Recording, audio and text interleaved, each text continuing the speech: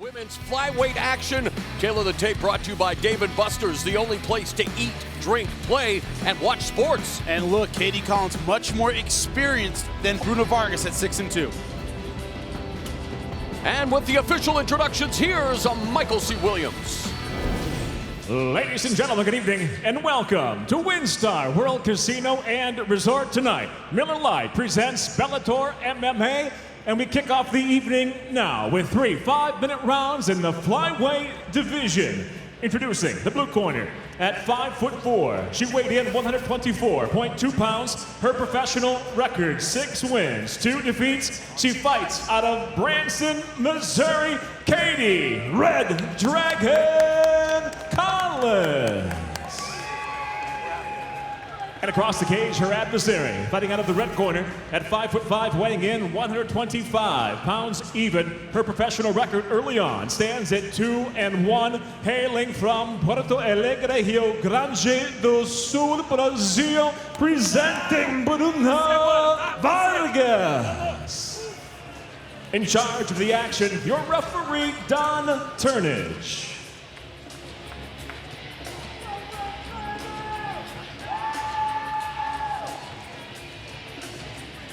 Ready? Ready, let's do this, come on. And the fight clock brought to you by Miller Lite, the original light beer. Cheers, it's Miller time, and immediately Katie Collins attacking Bruna Vargas. Collins in the blue gloves, Vargas in the red gloves, and nothing like the element of surprise, Jimmy. Yeah, that's very true, but I think she respects the striking power of Bruna Vargas. Not surprised she went right for the clinch.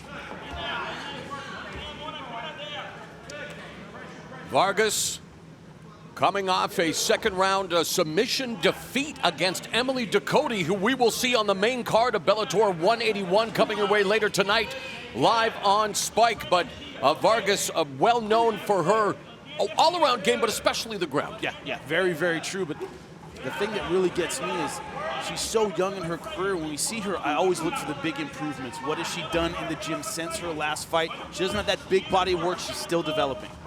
And for Katie Collins, well, all 6 of her victories have come by knockout or submission. In fact, she has never gone to the judges in victory or defeat. And she just slashed Vargas with that horizontal elbow strike. Keeping the pressure on. Doing a good job of keeping Vargas pinned to the fence early in the opening round.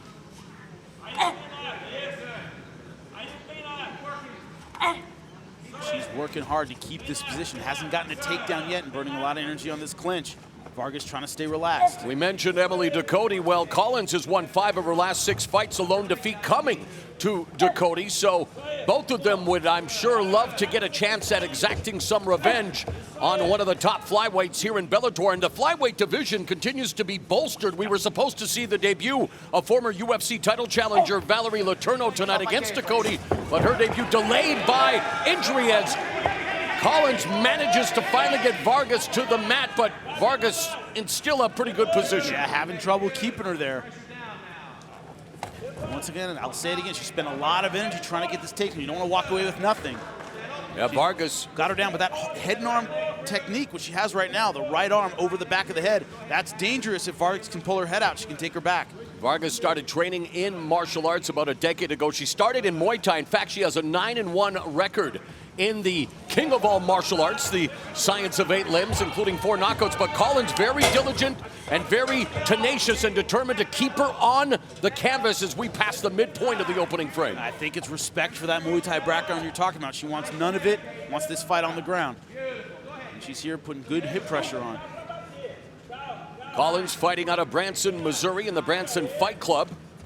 Vargas out of Porto Alegre, Rio Grande do Sul, Brazil. I was going to say Rio de Janeiro. That's the one city. Yeah, exactly. It's one city I know. She's a member of Team Nogueira. And what does she have to do a better job of trying to get out from underneath Collins' grip? Collins looking for a guillotine here. Yeah, her hips haven't been active enough. She's able to shrimp out now, maybe get back to her feet, but she's had dead hips on the ground, and she's not angling off the fence. She's letting herself get stuck there. And Vargas on her feet, but in the grips of this Collins guillotine choke. And Collins... Thumbs up. She's putting a lot into it, but so far getting nothing out of it. Guillotine's one of those moves that can cost you a lot of energy, and she's out. I thought Collins had a great quip. She told us if she wasn't fighting professionally, she'd probably be serving time for fighting. Well, I'm glad she's here then. And she continues to have Vargas along the fence, but now it's Vargas was trying to maneuver into a potential choke, but man, it's a stalemate really along the cage. Look at everything below the waist. Collins is the one putting all the pressure on, and Vargas not angling, not moving, not using her footwork, content to stay here, and she's letting this round slip away. And Collins delivering a Muay Thai knee to the Muay Thai veteran Vargas. And really in this opening round, Collins has been all over Vargas like Drake on the radio these days. Can't escape the six god, Jimmy. You cannot. Not necessarily a bad thing, I might add. That pressure from Collins from the beginning, but the question is, she's only had one takedown, couldn't do a ton with it. It's costing her a lot of energy, bullying in over and over on Vargas. I think she wins the round, but you have to want a better gas later on in the fight. That's right, causing, trying to create separation. Yeah. But you're right, expending a lot of energy just keeping Bruna Vargas pinned to the fence. And the opening 5 minutes of the women's flyweight fight is in the books. Right.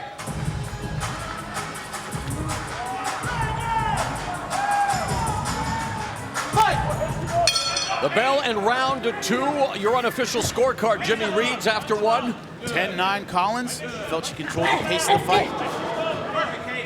Where she wanted it against the fence. Had some decent knees, took her down once. Not dominant, but certainly controlling the opening round. And they open the second stanza with a striking exchange. This is exactly what Bruna Vargas wants.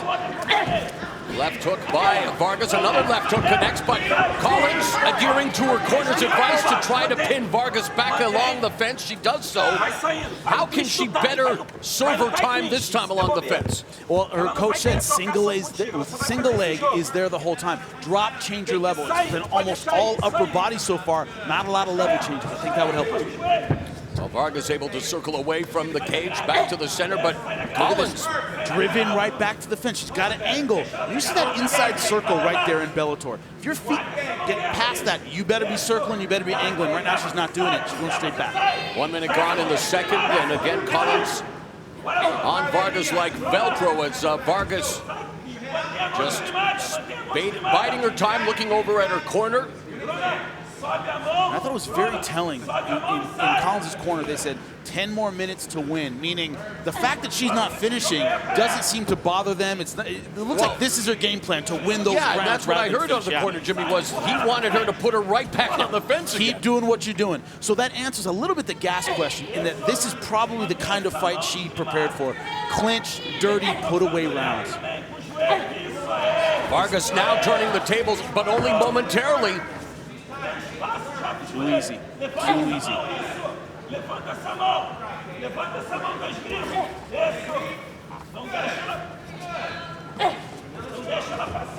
So far, not really listening to her coaches about the level change, about the single leg. She's staying upper body with everything. Vargas has a degree in business administration, and she has to get down to business here in round 2, trying to create separation. But again, it's Collins who is simply content to just drive her to the fence and keep her stapled there as long as possible. Now the problem is that here in round 2, Vargas has landed some good punches and some good knees against the fence. Not as easy to score as it was in round 1. And the takedown with Vargas on her back, close half guard. Vargas has to get some kind of space, has to get back to her feet, because if Collins can pass, get something done on the ground, it's her round again. Vargas, 27 years of age, 2-1 with 1 submission victory. We talked about her lone loss being that submission defeat in her last outing, her Bellator debut a year ago against Emily Ducote. While Collins in top position right now, Jimmy, she is 6-2, and again, as we mentioned, all of her fights have ended inside the distance, win or lose.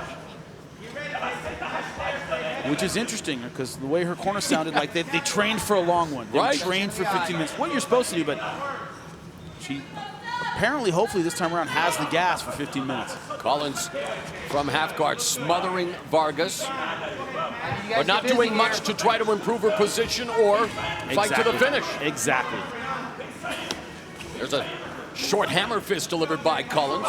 Not a whole lot of effort to pass, and not a whole lot of ground and pound, but she's killing time. She can kill this last minute and a half. Could be her round again. Get busy, ladies. We're coming up. Referee imploring the competitors to stay busy. And he's losing patience with this. Coming up on the final 60 seconds of the second round with Katie Collins maintaining top position on Bruna Vargas.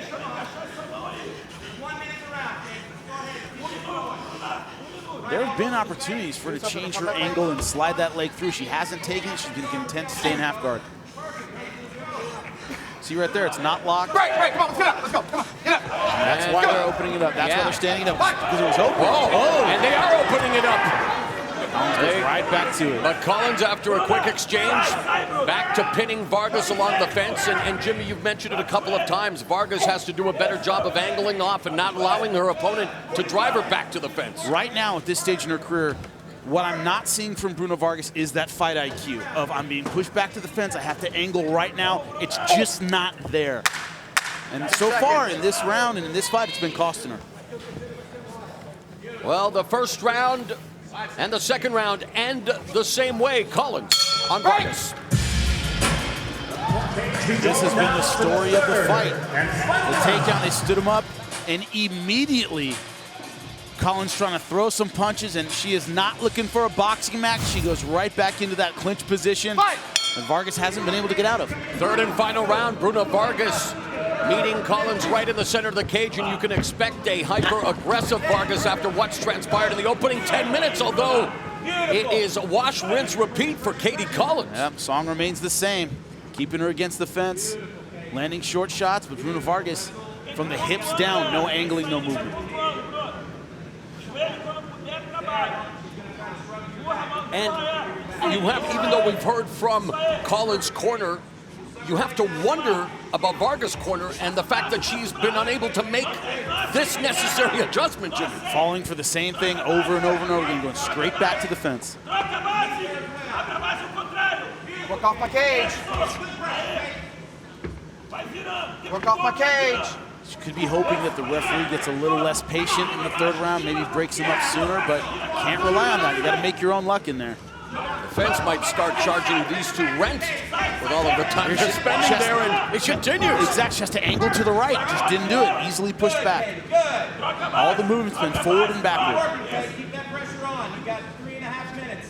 Well, definitely a fight, and we don't know the outcome yet, but a learning experience, and one when Bruna Vargas goes back and studies the tape. We'll have to focus on what you have discussed, and the referee breaking them up, hoping to incite some kind of action. Push kick by Collins, and Vargas misses with the punch. Don't expect Collins to change her game plan. Inside low kick by Collins. The left hand. There's a check hook by Vargas. He's got nice hands, that's for sure, but he's got to avoid that fence like the plague. There's a stiff jab, and now Vargas beginning to open up, catching Collins with another left hand. Beginning to loosen up here with 3 minutes left. What you have to wonder about is probably down 2 rounds, she has to sell out and really go for that finishing shot. Outboxing her in round 3 might not be enough to get the judge's decision. And you wonder about the gas tank of Katie Collins after spending close to 10 minutes pressing Vargas along the fence, Jimmy. And it's a very different kind of fight when you're out there boxing, a different kind of cardio than it is against the fence. Much better round for Bruna Vargas. Again, countering with the left and putting together a nice 1-2 down the middle. Will she have the power to put her away? That's the question. Her hands look nice, they look technical. She's yet to really stagger Katie Collins. She needs to put her away, in my opinion. Collins has a taste of defeat twice, both via submission, so it's never been stopped due to strikes. And Bruna Vargas with a higher output here in round 3 after being able to separate herself from Collins. Collins with the jab. To get away from that hook, she's ducking her head a lot. Surprised we didn't see more uppercuts from Bruno Vargas. Threw a couple at the end. And Collins going back to plan A. Let's work. You got a minute 40, Kate. 2 rounds up. She's desperate. Let's keep moving. Good. Stay busy, Bruno has Kate. just been too willing to sit here on the fence and not move. Needs to pummel, needs to do something, Jimmy. Exactly. Really committing to the takedown. Static, and Collins now trying to get Vargas back. Just reining in some short left hands along the fence. A minute 15 left in the fight. Trying to prevent that hook from coming in. Problem is, it's going to be hard to get in on the right side because the fence is in the way. Stay right there. Stay fundamental, not top heavy. Wrestle, wrestle, wrestle. Both of Collins' defeats have been via first-round rear naked choke. It looks like she's maneuvering to try to defeat Vargas with a potential rear naked choke, or a mata-leon as it's known in Vargas' native Brazil. Yep. Final 45 seconds. This is the first of our prelim matchups.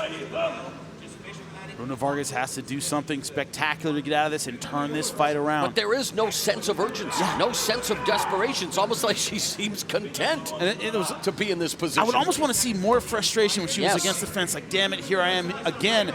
I didn't see that look on her face. Now, you don't want to be too frustrated because it throws off your game plan, but hey, you got to be motivated to get out of there, and she wasn't. And to be fair, she is still very much in the embryonic stages of her pro career, just her 4th professional fight.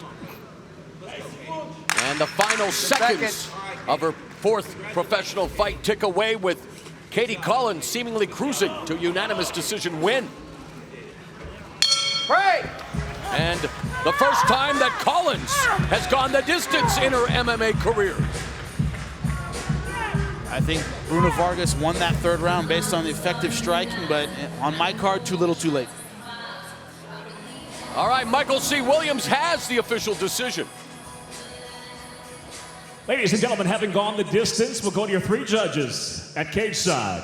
All 3, Anthony Maness, Dan Mathieson, Derek Cleary, all see the fight exactly the same, 30-27 for the winner by unanimous decision, Katie Red Dragon Collins. Katie Collins goes the distance for the first time in her career and picks up the victory, improving to 7-2 and 2-1 here in Bellator MMA as she defeats Bruna Vargas, who falls to 2-2 as a pro. Smith, tail of the tape, brought to you by Dave & Buster's, the only place to eat, drink, play, and watch sports. Now look at them, both pro debuters. It's about managing nerves in your debut.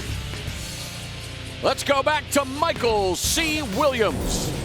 Ladies and gentlemen, tonight from WinStar World Casino and Resort, presented by Miller Lite, Bellator MMA now features 3 5-minute rounds in the middleweight division. Introducing the blue corner at 5'9", weighing in 184.8 pounds. Tonight, making his professional debut, hailing from London, Oklahoma, presenting Aaron Slowpoke Rodriguez. And across the cage, his adversary, fighting out of the red corner at 5'10", weighing in 185.1 pounds tonight. He too makes his professional debut from Hutchinson, Kansas, introducing Meryl Shona Cotton. And the referee in charge of the action, Don Turnage.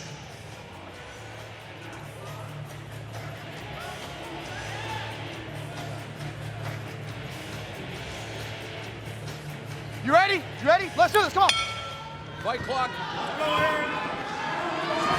Fight clock brought to you by Miller Lite, the original light beer. Cheers, it's Miller time. A couple of debutantes, neophytes to the pro MMA game. And Romero Cotton. Wow, nice sweep by Rodriguez, who was also fighting for the first time as a professional here in his native Oklahoma, but Cotton back up to his feet quickly.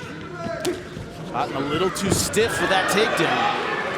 Cotton now gets the takedown on Romero. Romero working from his high, full guard.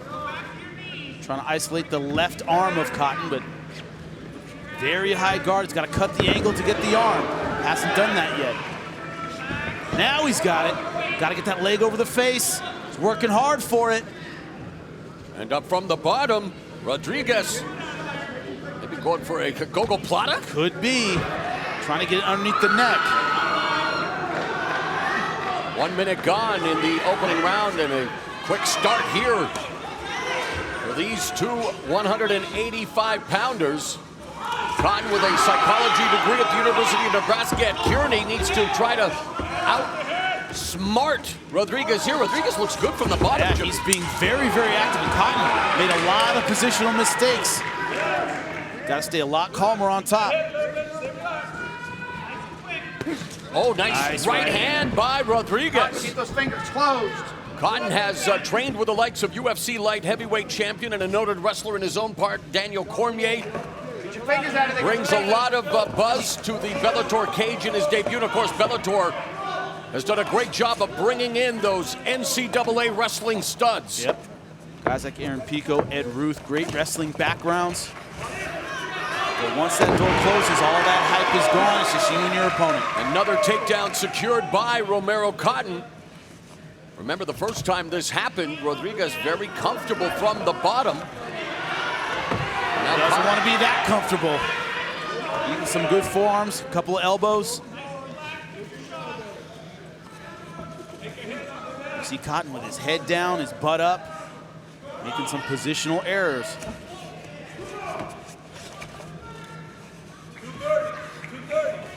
Cotton posturing up as we pass the midpoint of the first round.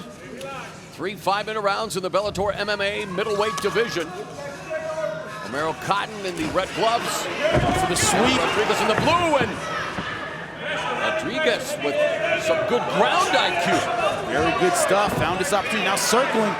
One hook in. He's too high right now. Cotton trying to escape out the back door, but Rodriguez continues to go fishing for the submission. In triangle trouble. Got to secure it and angle his body to the left. Got to push that arm across an angle. Not quite there yet. Rodriguez from the bottom looking for the triangle choke. Can't get that unless the arm's across. If you want that, you go armbar. And how does Cotton defend here? He has to posture, get his hips forward and his back up. Start looking at the ceiling. Right now, he's not doing that. Problem is, Rodriguez is putting a lot of effort into a triangle when he doesn't have the arm across. It's not going to work. 1.5 minutes left in the first round. It was Romero Cotton, based on his wrestling credentials, who earned the buzz coming into this fight, but it's Aaron Rodriguez looking to make the most of his pro debut here on the big stage.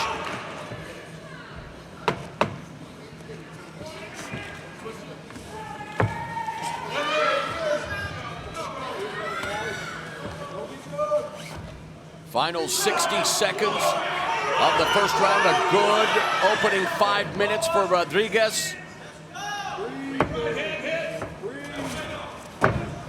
Looking to sweep again.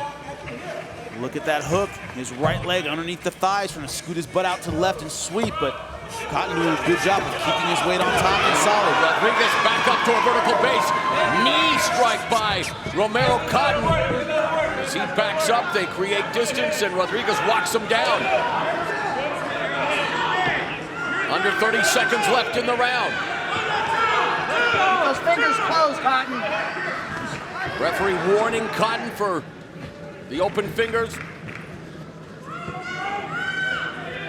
Cotton secures another takedown, the third of the round for the University of Nebraska at Kearney alum, the 3-time NCAA Division II national champion, in tough in his professional debut here. Break. Ready, fight. Second round begins. Couple of debuting Bellator MMA fighters in the middleweight division. Romero Cotton in the red gloves. Aaron Rodriguez in the blue gloves. And Jimmy, how did you score the opening 5 minutes? A very tough one to score, but I went with Rodriguez. It's the takedown versus the submission attempts. You know, obviously Cotton getting the takedowns, but Rodriguez really active trying to finish the fight. That's why he gets my nod, barely 10-9. And Cotton gets another takedown here in the early stages of the second stanza.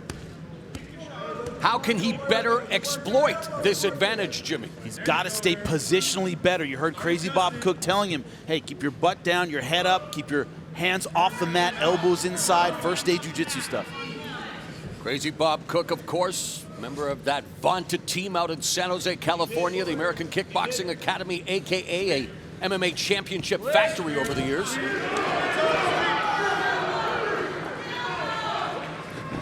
And the problem is what Cotton's doing is he's making it way harder on himself. You push up like that, you get your butt high, you know, you're always pushing forward, you're always using a lot of energy. If he had good posture, he'd be a lot calmer, use a lot less gas. Man, you have to admire Rodriguez's tenacity from the bottom. This is what you want to see from a fighter in this position. The problem he's had, though, is he's focused on one submission. There was an armbar transition right there, and he's still thinking triangle. He needs that second and third option. Wide base from the closed guard. Cotton just putting pressure on Rodriguez, but Rodriguez again using that high guard. Now Cotton with some ground and pound. Rule of thumb, high guard means he's hunting for a submission, low guard means he's thinking about a sweep. That's what you always think when you're on top. You know, it's a matter of, you know, Cotton's MMA and Jiu-Jitsu education, how much he knows about these positions. We just don't know yet. Rodriguez not even really remotely concerned about controlling Cotton's posture. Now maybe moving to a shoulder block, looking for that omoplata. Because Cotton keeps bringing his base down, so he doesn't have to break his posture. His posture's already there. And here's his omoplata transition, doesn't go for it. Goes back to the closed guard. The problem is, as time goes on, you get sweatier, you get more slippery. Submissions don't get easier, they get a lot harder. Midpoint of the second round. Romero Cotton securing the takedown, but again, not really doing much from this position. Not trying to improve his position, definitely not trying to finish the fight. And you wonder how much longer the referee will allow them to stay in this position. They get less patient guys, as time wears on. Much to the chagrin of the BJJ community, I'm sure, but this is MMA, Jimmy. Welcome to it, all right? Time when I did this for no time limit, those days are gone, my friend. Ken and Hoy's rolling for 40 minutes, that's over. Forget it. Sakuraba and Gracie for 90 minutes. Come on. Hey, as announcers, we appreciate the fact that it's 3:15 minutes. Oh, man, we do. We don't get paid by the minute here, buddy. Yeah, the referee just brings them back up to their feet. And there's a nice combination put together by Rodriguez, who seems more comfortable in most facets of MMA, a lot more so than Cotton, as Cotton changes the levels and does what got him to the dance. If Cotton has one, it's the takedown. He's going to go back to it. Going for the Kimura. He's got to angle and pull that fist out. Has to get it behind his back. Problem is the fence is in his way. Key to finishing the Kimura is being off angle. He's got it. Has to angle hard and he's out. Didn't keep the fist close enough to the spine. Cotton escapes. Final minute of the second round. Cotton has the distinction of being the first ever three-time champion in the 111-year history of Nebraska Kearney University. He also played football in college, so he's an athlete. There's no doubt about that. But in high school, 10 state titles. Wow. 4 in wrestling, 4 in football, 2 in powerlifting. That ain't bad. No. That's a few letters on your jacket, my friend. But one letter he's concerned with tonight is the W in his professional debut, and continues to control from top position. Right in front of us, you can hear Rodriguez beginning to breathe a little more laboriously as he is being pressured here by Cotton. Problem is, the submission attempts have been less frequent in this second round. They were the equalizer in the first 5 minutes. We are through 2 rounds in this middleweight matchup. Break! Come on, let's go. Ready, fight! Well, and the third and final round between these two professional MMA debutantes, Romero Cotton in the red gloves and Aaron Rodriguez in the blue gloves. And Jimmy, on your unofficial scorecard after 10 minutes. All tied up. I gave Rodriguez the first round barely 9-10. I gave, of course, Cotton the second round. Once again, not dominant by any means. Also 10-9. Rodriguez sprawling as he led in with a striking attack, delivers a knee up the middle as he has Cotton along the fence. Rodriguez corner very pleased with his efforts thus far, wanting to avoid the takedown, of course, at all costs. As Cotton now, slashing elbow by Cotton across the jawline of Rodriguez. Nice jab from Rodriguez. This stuff's got to follow it up. Good right. And that 1-2, but man, Cotton ate it and changed levels immediately and secures another takedown. That was motivation for a takedown. That shot hurt him. Watch your fingers in the eyes. Watch the fingers in the eyes.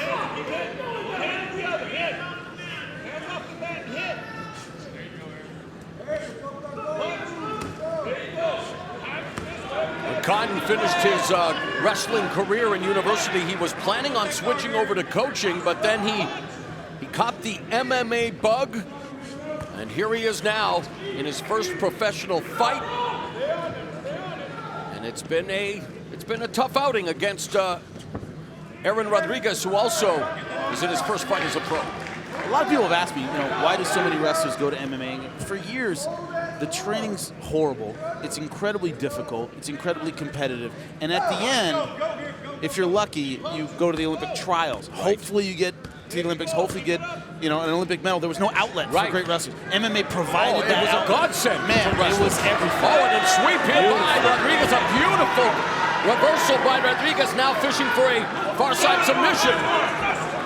Being real ambitious here. Double wrist giving lock. up position. Looking for the Kimura. Got to put his hips behind it now in armbar position. Yeah, maybe belly down Russian style armbar attempt, but no, still looking for that Kimura. Cotton. It's an all or nothing technique he's going for. He could have taken the back. He chose not to and go for this Kimura armbar transition. And Cotton now facing his first taste of this kind of adversity, Jimmy. Got to really work on that wrist because Cotton is holding on to it for dear life. He's got it isolated. He's got to pull it out.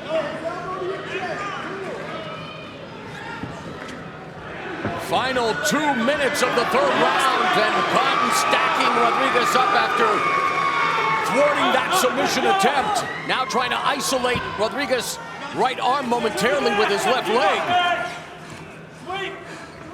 Let's go. Keep it. I have Rodriguez so far in this round a little bit ahead. He went for the big submission attempt. He landed some good stuff on the feet. He's been giving up the takedowns, but as we keep pointing out, Cotton just not that busy, not that effective with his ground and pound. Little shots, nothing big, not trying to pass. And I know it was Romero Cotton who came in with all the headlines, but I gotta say, I really do like what I see out of Aaron Rodriguez, the Oklahoma fighter, in his pro MMA debut, although now Cotton separating, causing some separation distance there, looking to rain down some ground and pound, but back down low.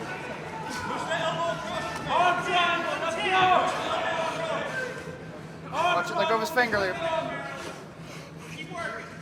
And we have reached the final minute of this 3-round middleweight fight.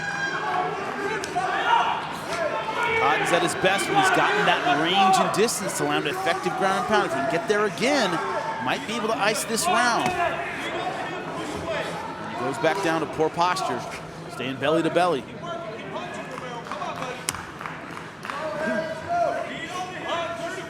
Cotton momentarily posturing up, but that just really allows Rodriguez an opportunity to try to shrimp his hips, trying to escape with 30 seconds left in the fight.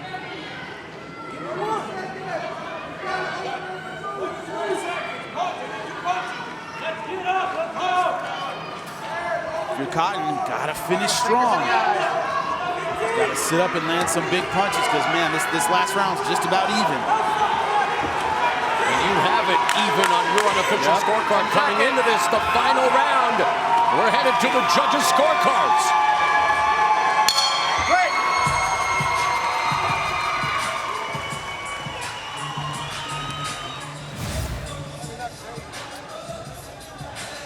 Here's him landing some good punches. That led to the high crotch here. Transition to the double leg. Nice takedown. And here, rather than take the back, he committed all in to a Kimura armbar transition. And he wasn't able to get the finish with that. Went for it hard, but Cotton ended up on top and finished strong. That's important. All right, let's get the official decision now. Here's Michael C. Williams. Ladies and gentlemen, having gone the distance inside the Bellator cage, here are your judges' score totals. First judge, Derek Cleary, scores at 30-27. He sees it for Cotton. Your second judge, Rob Hines, scores at 30-27. He sees it for Rodriguez. Your third and final judge, Dan Mathieson, scores at 29-28 for the winner by split decision, Romero Cotton. So Romero Cotton picks up victory in his professional debut. A hard-fought split decision over Aaron Rodriguez. Cards all over the place, just what we expected. The tale of the tape is brought to you by Dave & Buster's, the only place to eat, drink, play, and watch sports. And you see here the record of Logan Storley, 5-0 versus the 7-4 Camille Haley. Here once again is Michael C. Williams. From WinStar World Casino and Resort, Bellator MMA now presents 3 5-minute rounds in the welterweight division. Introducing the blue corner at 5'11", weighing in 170.1 pounds. His professional record, 7 wins with 4 losses, fighting out of Oklahoma City, Oklahoma, Camille Haley. And across the cage, his adversary tonight out of the red corner at 5'9", weighing in 170.3 pounds. Tonight, making his Bellator debut, he enters undefeated at 5-0, hailing from Webster, South Dakota, Logan Storley. And when the bell rings, the referee in charge, Jason Herzog. So Jason Herzog, the third man inside the Bellator MMA cage, overseeing the proceedings for this First round, fighter, you ready? welterweight contest.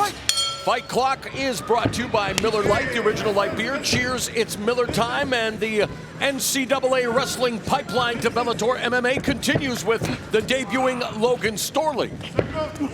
Storley in the red gloves, immediately changing levels, looking for that single leg, runs the pipe, and puts Camille Haley on his back. Putting a lot of pressure, trying to get over that half guard. Good job getting back to butterfly. 24-year-old Storley, a native of Webster, South Dakota, the same birthplace of former UFC heavyweight champion Brock Lesnar. In fact, he's an alum of Brock Lesnar's former university, Minnesota, the Golden Gophers, where Storley wrestled, taking All-American honors all 4 years. He finished 3rd in the nation in his junior season.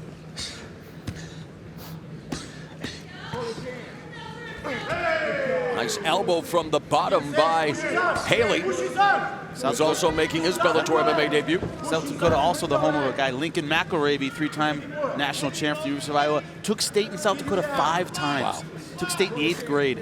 That's some trivia for the wrestling fans out there.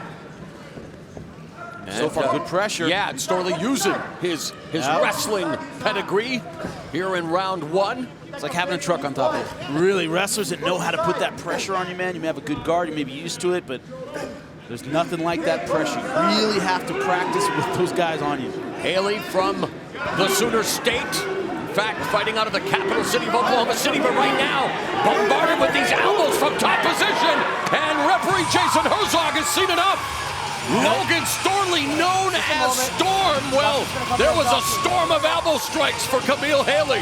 And Camille Haley was in big trouble because no single elbow did that much. It was the constant attack over and over and over again. And good call. Good call by the referee. Jason Herzog saw that he was not defending himself effectively. When he got up, Haley stayed on the ground for a bit. He was rocked. Make no mistake. This is what started. We talked about the hip pressure. That's what set this up. And look at the placement of those elbows. Right on the temple. Now they're getting over the hand. You see the hands up there, but he's getting around the hand. This is in real time. Wasn't able to block those intelligently. And we all know what happens when you can't intelligently defend yourself. Herzog is telling him he's got to move, and he doesn't. Great job by Logan Storley. Ladies and gentlemen, inside the Bellator cage, referee Jason Herzog waves off the contest due to unanswered strikes. Official time, 1 minute, 44 seconds into round number 1. The winner by knockout, Logan Storley. All right, time for the tail of the tape for our next prelim bout. It's brought to you by Dave & Buster's, the only place to eat, drink, play, and watch sports. And look at the age difference. AJ Matthews, 6 years older than Andre Fialho. All right, with the official introductions, let's go back to Michael C. Williams. Ladies and gentlemen, tonight, Bellator MMA, presented by Miller Lite, now features 3 5-minute rounds in the welterweight division.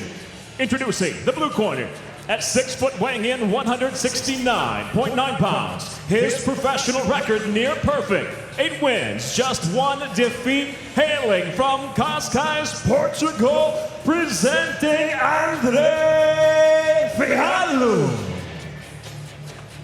And across the cage, his adversary, fighting out of the red corner, at 6 foot, weighing in 169.9 pounds. As a professional, he brings 8 victories, 6 defeats. Hailing from Carlsbad, California, AJ Pisson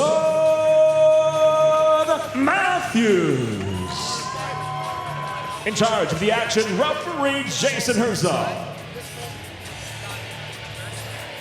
Jason Herzog assigned the task of referee for this welterweight contest on the Bellator 181 prelims. Buddy, you ready? Buddy, you ready? Fight! The bell and round 1. It's AJ Matthews in the red gloves, Andre Fialho in the blue gloves, and the fight clock brought to you by Miller Lite, the original light beer. Cheers, it's Miller time. Matthews entering this fight on a career-worst 3-fight losing skid, so looking to reverse his fortunes, while Fialho, he's coming off the first loss of his pro career. That came at Bellator 167 in December, when he was defeated in just 21 seconds by Chidi and Njokuani. And he was blasted in that fight. So it's one of those, will he be gun-shy early? That is a huge question. Both of them in a feeling out process early, perhaps due to what we just talked about, Jimmy. AJ's incredibly athletic, very, very technical. The problem he's had is he tends to hesitate. He tends to wait for that perfect shot in order to land a clean knockout. He's great until a fight breaks out, essentially. He doesn't like when he starts brawling. He's a little behind when his opponent really starts throwing punches. Matthew's struggles include a first-round TKO loss to Hisaki Kato at Bellator 162 this past October. Great example. He had Hisaki Kato hurt in that fight, didn't step forward and finish him when he had the opportunity, ended up paying the price. Matthews, a 10-year MMA veteran. Part of Brandon Vera's Alliance Training Center in the Philippines. Matthews has Philippine blood. And of course, the Philippines mad about their combat sports, of course, led by Manny Pacquiao, but they really caught the MMA bug as well.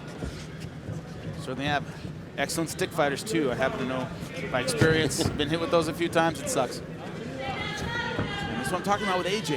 He spends a lot of time looking at his opponent, trying to counter punch, trying to set something up. Doesn't always let his hands go the way he should. Andre Fialho began his career with 7 consecutive stoppage victories, including back-to-back first-round knockout wins here in Bellator. So they both have the capability to end a fight quick.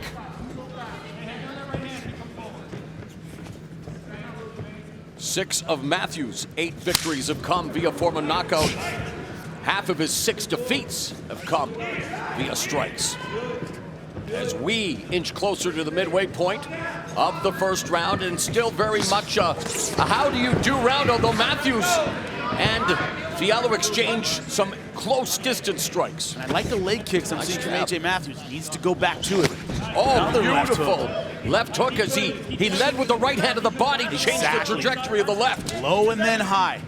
When he landed the left hook before, that's exactly how he did it. Whoa! Spinning heel kick there by Fialho.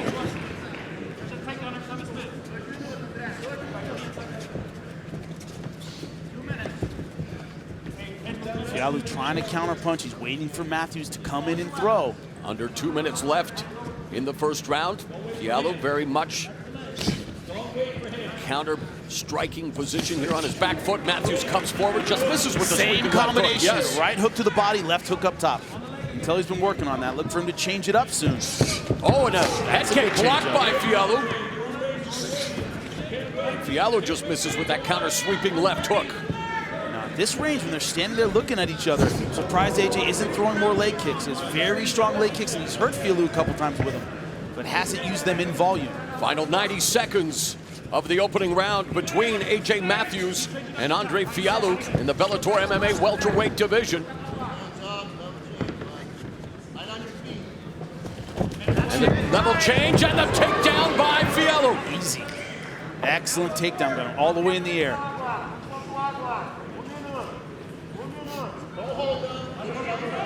See what AJ Matthews has picked up in terms of his ground game, because Fialho very tough on top. Fialho now back mount on Matthews. And has his hooks in, Jimmy. Yeah, but he's on his feet. He's got to protect his neck. Right now, Fialho very high in the ride. He'll still get finished here. What he's trying to do going underneath the armpits is to get the arms out. And along with his hip pressure, that should flatten AJ out. That's what he's trying to do. Under 30 seconds left in the first. Matthews wearing Fialho like a backpack right now. Fialho sinking that right arm and looking for that rear naked choke on Matthews. Good defense by Matthews. He's more of a face lock right now, Jimmy. Not underneath the chin. 10 seconds left. All AJ has to do is grit this one out. We've seen him do it before, and he did.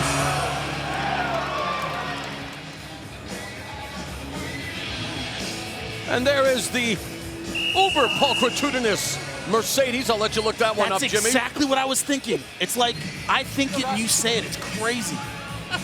Whatever word you just said, man, And this that's is exactly what I was just thinking. our second show. Dude, Imagine. it's weird. It's weird.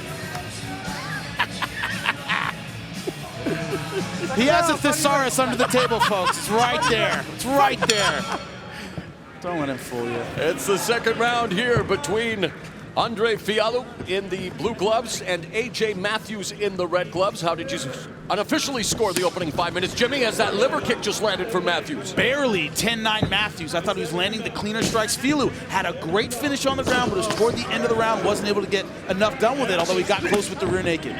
Good opening striking exchange here to round two, and the left hook, and they exchange left hooks. See what I mean? When AJ lets him go, he can land, and he can land hard. There's Fialho now getting beautiful- brave. Yeah, that three-punch combination culminating with a left hook that landed for Fialho.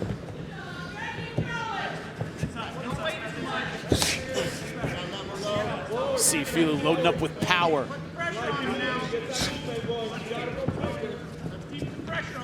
What kinds of adjustments do you think should be made in this second round, Jimmy, for either fighter? Well, Fialho discovered he can have his way when it comes to the takedown, the side control, submission attempts. His advantage is on the ground. I expect him to go to it sooner in the round than he did in round one. And for AJ Matthews, the same problem he always has is volume. Throw a bit more leg kicks on the outside. If they're standing there looking at each other, chopping his leg out. Oh, beautiful right uppercut, left hook combination by Fialho, and again lands that short right uppercut on the inside. And he's counter-punching more effectively in this second round. Nice Man, outside low twisted kick. his whole body with that leg kick.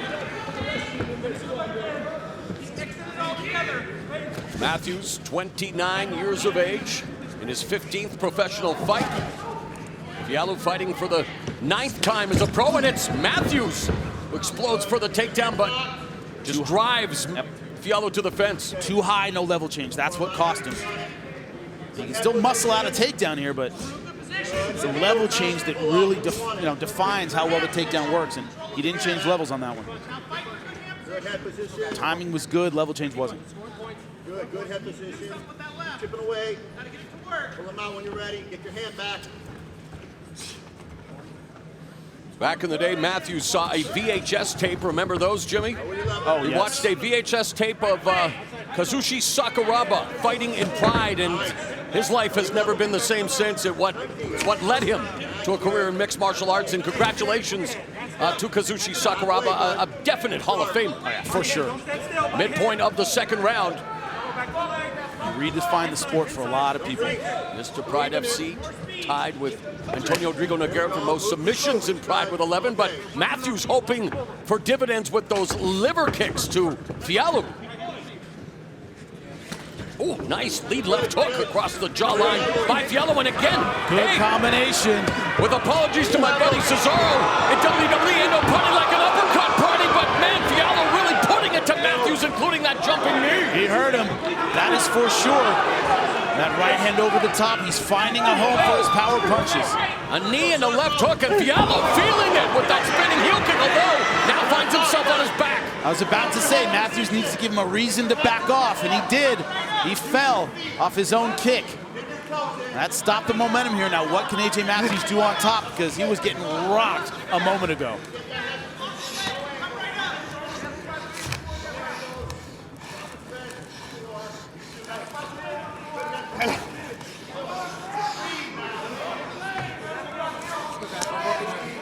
Matthews has spent time as well training with Eric Del Fiero and the Alliance team in California, producing such superstars as former two-time UFC bantamweight champion Dominic Cruz, who's also high on AJ Matthews.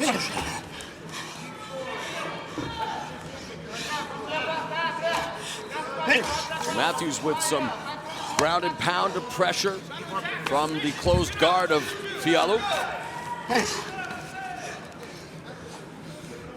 45 seconds now left in this middle frame, scheduled for 3 5-minute rounds in the Bellator MMA welterweight division. Big problem for Fialho is this is giving AJ Matthews time to clear his head, time to get mentally and physically back in the fight. I don't think he's winning the round back right now, AJ, with the activity level we're seeing right now, but he's getting his breath back, getting his wind back, starting to clear out the cobwebs, because make no mistake, he was rocked by that combination. He's getting a respite. Yes, for sure.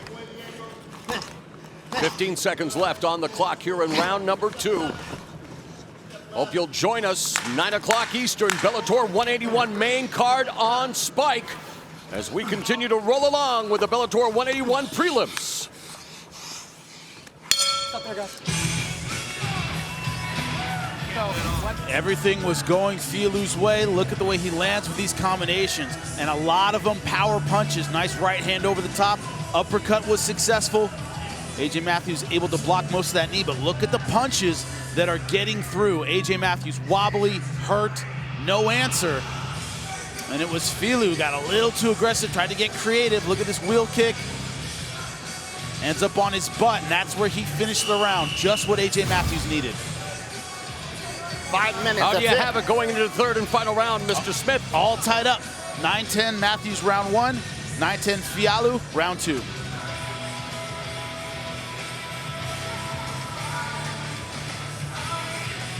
Final round. Fight, are you ready? Fight, are you ready? Let's fight. Referee Jason Herzog calls for the bell. Nice sign of sportsmanship as they touch gloves before renewing hostilities here in the third and final round. And it always amazes me, and one of the reasons why I love combat sports is they quickly exchange left hook. Oh, Matthews just dropped Fialho with the right hand, and a series of rights now by Matthews, but Fialho back on his feet. Surprised I'm not seeing clinching knees from here. Fialho had his head down. Matthews slips, and Fialho tries to take advantage. What an electrifying start to the third and final round. I quickly wanted to mention that it's been a road filled with trials and tribulations for Fialho. Saved enough money to move to San Jose, California. Was taken in by AKA, and here he is now in Bellator MMA. Man, the fact that Fialho is still standing after that, that's amazing.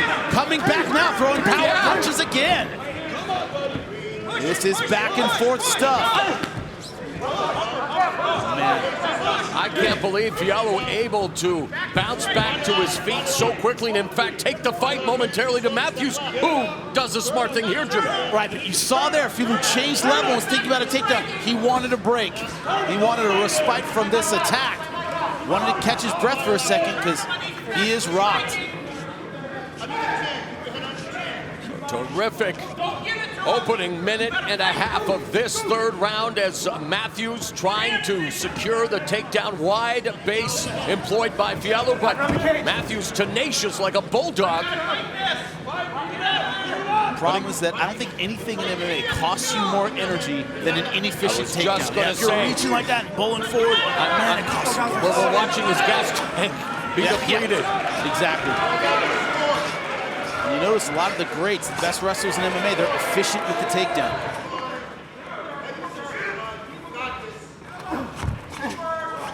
Fialho wants right now some distance because AJ Matthews putting a lot of pressure on him.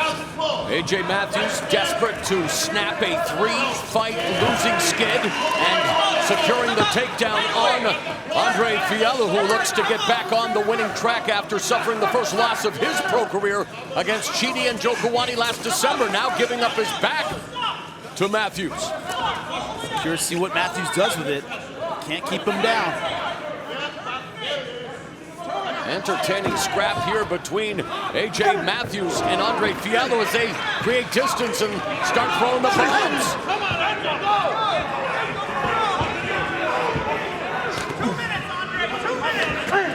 Wow, again, that right uppercut and left hook combination that has been his calling card tonight. Oh, nice counter right hand by Matthews. Wow. That was straight to the chin. Fialho's still going forward, now diving for the takedown. Nice sprawl by Matthews. And Matthews immediately trying to take advantage of a fatigued Fialho. Yep, almost in a spiral ride position. Classic wrestling ride. Stand behind him, landing big punches. And Fialho needs to move right now. Fialho rolling. Now on his back. Immediately Matthews passes to side control. As we come up on the final 90 seconds of this fight. Right now, it's Fialho who looks worse for wear at this stage in the fight. They've both eaten some power punches, but Fialho looks like he's out of gas. Not going for the Kimura. Yeah. Far side Kimura, but Fialho defending it well. So Matthews continues to enjoy cross-side position, drops a short elbow. Fialho now trying to reverse fortunes, but from side control, what's the best mode of escape for Fialho? Gotta turn toward him, get that knee inside, push back, and get back to full guard. So he's turning the wrong way and in fact giving up his back. Yep, that's why we don't turn that way. That's turn right. toward your opponent to get out. Unfortunately, Fialho gives up his back again. Matthews looking to take advantage, throwing punches under the armpit. Fialho back to his feet. Going Kimura now. Not able to get him. Good job, AJ Matthews staying on top. High risk move by Fialho and the reward wasn't there. Yep. 30 seconds left in the fight. I get the feeling if he sat up and maybe put 4 or 5 together, he could get a stoppage because Fialho looks out of gas. He looks absolutely exhausted, Mauro. The final 15 seconds, AJ Matthews again looking for an important victory to restore confidence after losing 3 in a row. Andre Fialho in tough here as we're going to the judges' scorecards.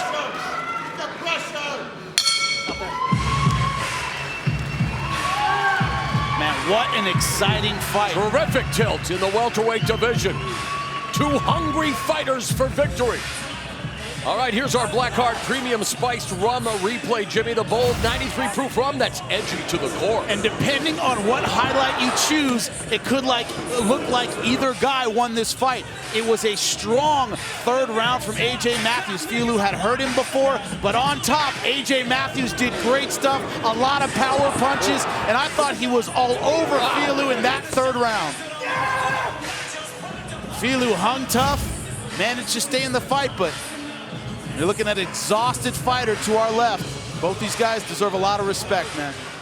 All right, so the scores have been tabulated. The verdict is in. Here once again is Michael C. Williams. Ladies and gentlemen, having gone the distance, we'll go to your judges' scorecards. Your first judge at cage side, Anthony Manus, scores the fight 29-28. He sees the fight for Matthews. Your second judge, Rob Hines, scores the fight 29-28. He sees the fight for Fialho. Your third and final judge, Derek Cleary, scores the fight 29-28 for the winner. by split decision, Andre Fialho. Much to the surprise of AJ Matthews and the crowd here at the WinStar World Casino and Resort. But Jimmy, a razor-thin split decision win for Andre Fialho. It was that rear naked choke at the end of round 1. I think that gave the judges, they went for Fialho based on that strong finish, and that's the way it goes in MMA. It sucks. You have to feel for AJ Matthews, who's just gone down to defeat for the 4th straight time. Right now, it's time for heavyweight action here on the Bellator 181 prelims, the tale of the tape.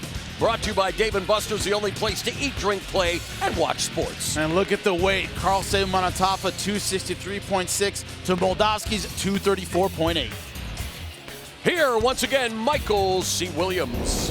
Tonight from the Global Event Center here at WinStar World Casino and Resort, Bellator MMA now presents 3 5-minute rounds in the heavyweight division. Introducing the blue corner. At 6'1", weighing in 234.8 pounds. His professional record, 5 wins, just 1 defeat. Hailing from Stadiolsko, Russia, Valentin Moldavski.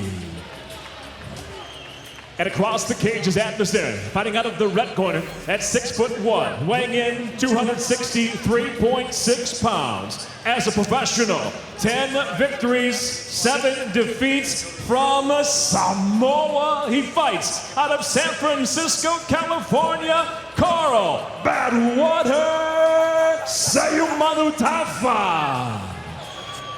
In charge of the action, referee Big John McCarthy. Big John McCarthy, the man who will oversee this battle of the big boys in the Bellator MMA heavyweight division. 3 5-minute rounds. You ready? Carl, you ready? Let's get it on. And round number 1, Carl Manatafa, who lives by the striking sword and dies by the striking sword in the red gloves. Valentin Moldavski in the blue gloves. And the fight clock brought to you by Miller Lite, the original light beer. Cheers, it's Miller time. And Moldavski with the takedown early. Smart move. Remember against Matt Mitrione, Carl Manatafa dropped him and went to the ground and ended up not working out for him. I've had the pleasure of covering Manatafa's career in both Elite XC and Strikeforce, but now here in Bellator MMA, where he is looking to move to 2-1 against Moldavski, making his Bellator debut. He's a training partner of the great Fedor Emelianenko, fighting out of Fedor's hometown of Stary-Oskol, Russia. Went 3-1, did Moldavski in the Rising Fighting Federation in the land of the rising sun. Good job so far of keeping Manatafa down, putting pressure on him. Yeah, Moldavski very comfortable on the ground, Jimmy. 4 of his 6 wins have come via submission. He actually began training in Sambo before he competed in Judo and then Combat Sambo before making the transition to MMA. It's the best way to negate a weight advantage. Put him on his butt and keep him there. Moldavski fighting for the first time in the Bellator MMA cage, fighting for the first time in the United States.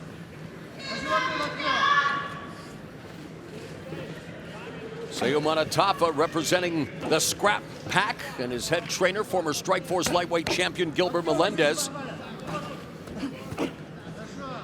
Half of Manatafa's 10 wins have come via first-round knockout, but he has to try to find a way to get back to his feet here with 2 minutes gone in the opening round. Not going to knock him out from his back. That's for sure. I think Joachim Hansen may have been one of the few guys that could potentially, yes, knock someone out. I mean, he had striking power from his back, but you're right. Not ideally the position you want to be in when looking for a knockout. Oleg Taktarov and Renzo Gracie. Yes. Up kick, knocked him out, but it's pretty rare. Well, with the feet, one thing. With the arms, the hands, a little different. A little different. Midpoint of opening round. Moldavski. Right now, Manatafa holding on. I mean, staying safe, but not getting the distance he needs to scoot his hips out, scramble, and get back to his feet. Ground and pound from Moldavski. Now back into the closed guard of Seyu Manatafa. Yeah, Seyu Manatafa coming off that first round knockout. As you mentioned, a Matt Mitrione at Bellator 157 in June of last year. Turning it on with the left hand. Piston-like lefts from Moldavsky, the ground and pound. Finish. Of course, Matt Mitrione will be joining us on Bellator 181 main card coverage coming up on Spike. 9 Eastern, fresh off the biggest win of his career at Bellator NYC against Moldavsky's training partner, Fedor. If you missed that one, don't miss the rear, because that was a wild one. Minute and a half remaining in the first, and Seyu Manatafa back to his feet. But a big boy with big mass means, well, big oxygen intake, Jimmy. Big engine burns a lot of gas. These are the semi-trucks of MMA for sure. Oh, and Seyu Manatafa trying to redistribute his weight, although look at this. Moldavsky, look at that shoulder lock.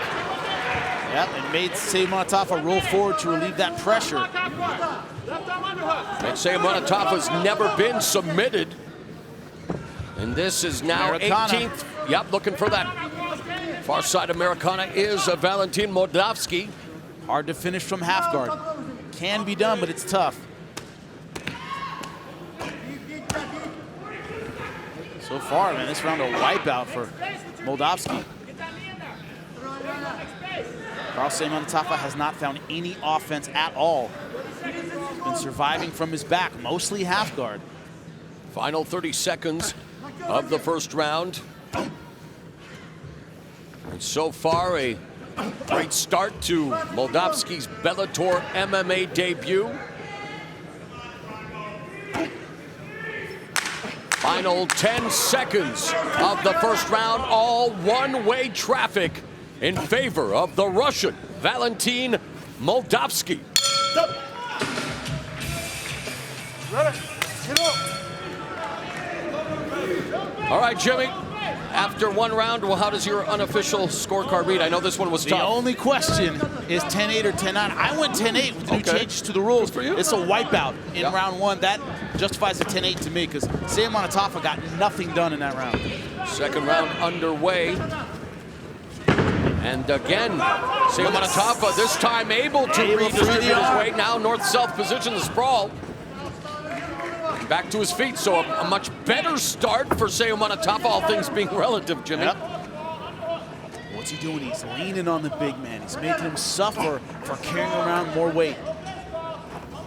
Moldavsky just making this that kind of grinding, grueling, grappling match where that extra mass is not helping out Seyu Manatafa. Moldavsky coming off a split decision loss to Amir Alakbari on New Year's Eve at Ryzen 4.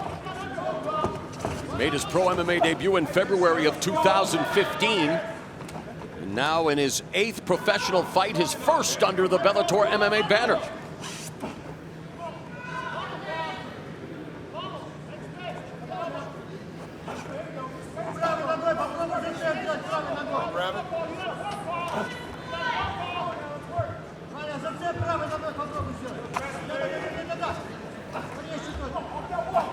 Stop. Stop. Wondering when that was going to happen. Mo has to land something big to get this fight back where he wants it. Seyu Manatafa lunging forward with the jab. He was born in Samoa. When he was 9, he went with his dad to New Zealand before finding his way to America, fighting out of San Francisco. Nickname is Badwater, the name of his village in Samoa, but thus far it's been, well, choppy waters for him against Moldavsky. Look how easily Moldavsky put him to the fence. Goes back to this clinch position. The dirty boxing on the inside. Seyu Manatafa just putting up no resistance when it comes to having his butt against that fence.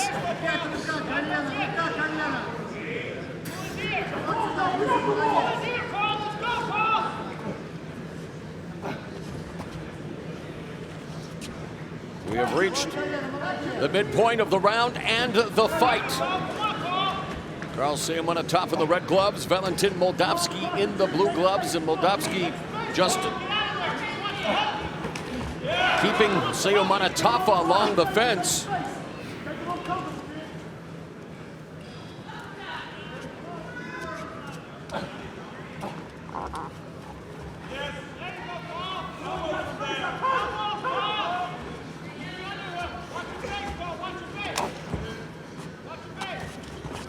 Manatafa trying, and he almost fell down. Let's go. Referee McCarthy imploring them to improve their positions. Don't expect Moldavsky to change his game plan based on the referee or the crowd or anything else. He's a Russian fighter to the core. He's going to keep sticking with what works. Yeah, he probably doesn't even understand. Don't expect him to get emotional about it. As he changes levels, but being thwarted by Seo Manatafa as he works feverishly to secure the takedown. 1.5 minutes remaining in the second. Stop. Get apart. And there, referee Big John McCarthy finally separates them.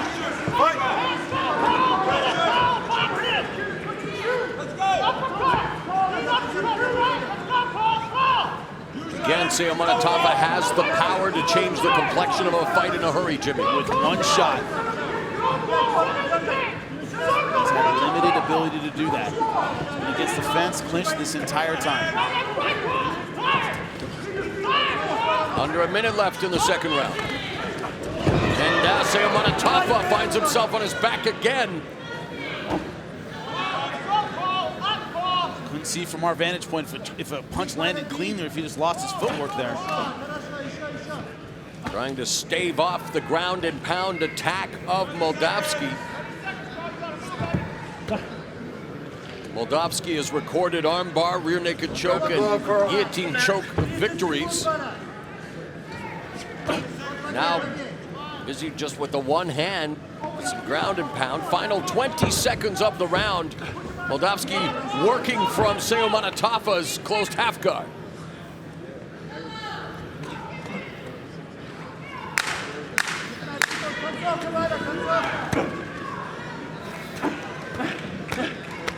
Third round straight ahead here in this Bellator heavyweight fight.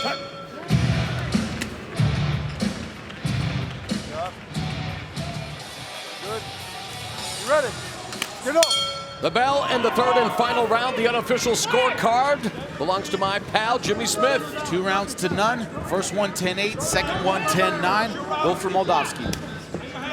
Inside low kick by Seo Manatafa, who definitely has to put on the afterburners when it comes to his striking techniques if he is to find himself back into this fight. Oh, an attempt there by Moldavsky, putting his judo background to the test. Stop. Time. Timeout called by referee Big John McCarthy. Stay there for a second. What that was for exactly, maybe he'll tell us. Go there. Stay there. Give me another nice deep breath. You good? Stay right where you're at. Stay right there. All right, baby. Here's the Good. replay. Step back. Just hit it. It's all right. Okay, not your fault. Oh, there it is. The knee to the Ready? Fight. the knee to the peninsula south of the equator, Jimmy. Must have scraped the cup. It looked like it landed in the stomach to me, but Big John's a lot closer than I am. The script doesn't change. Seo Manatafa needs something big. That inside trip, knee pick, that's it. And Moldavsky driving drove a knee into the thigh of Seo Manatafa, but Seo Manatafa pops back up to a vertical base, but Moldavsky's the one who remains busy. Spending energy trying to bring down the 6'1" Seo Manatafa. Seo Manatafa looks like he's trying to lock up a core, but without hips, that's no good. And it puts him in an difficult position. Yeah, very difficult position here against Moldavsky again, who attacks the back. 1.5 minutes gone in the final round.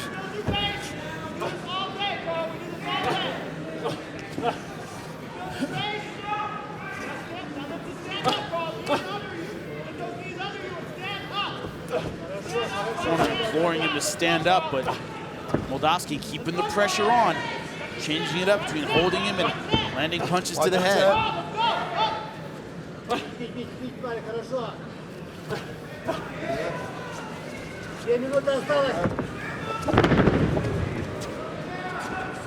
Manatafa back up to a vertical base, but it's Moldavsky, who stuck to him like glue.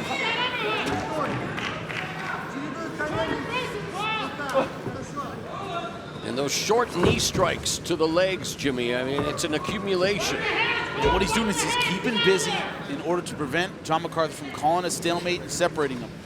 And that's Seomanatafa looking for the standing Kimura. Well defended by Moldavsky. Requires a quick turn of the hip, that Kimura. Seomanatafa right now doesn't have it.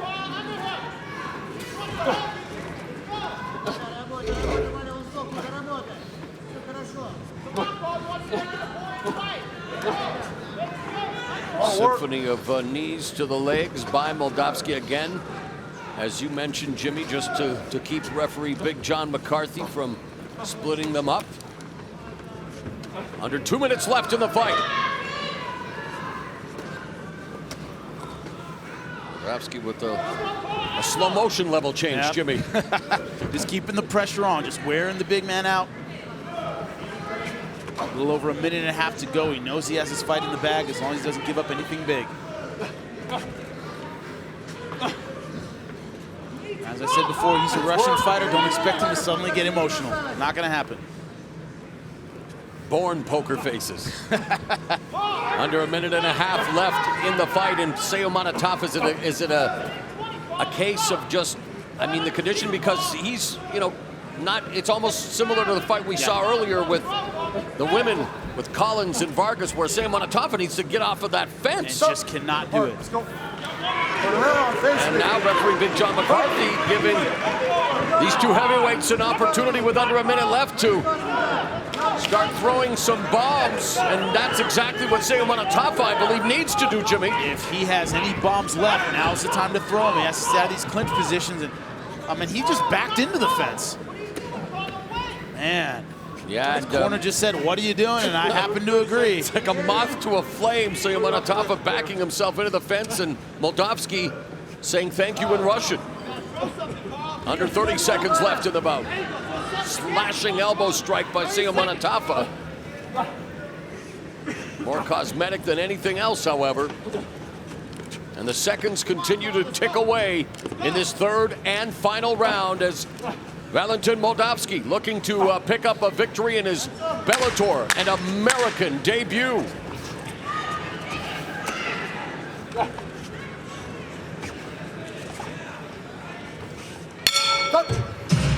And we will go to the judges' scorecards. Jimmy, you just said easy stuff. Does that mean it's a whitewash on your unofficial scorecard? 30-26 to me. The only drama in this scorecard is how many 10-8s are we going to see. All right, let's go to Michael C. Williams, who will tell us who won this heavyweight battle. Ladies and gentlemen, for the decision, we'll go to your three judges at cage side. Dan Mathieson, Derek Cleary, and Anthony Maintenance. Score the fight 30-26, 30-26, and 30-27, all for the winner by unanimous decision, Valentin Moldavsky. Welcome to America and welcome to Bellator MMA. Valentin Moldavsky picking up a unanimous decision win over Carl Seomanatafa in Bellator heavyweight action. And the height, look, 6'3" for Rafael Lovato Jr., 6'1" for Mike Rhodes.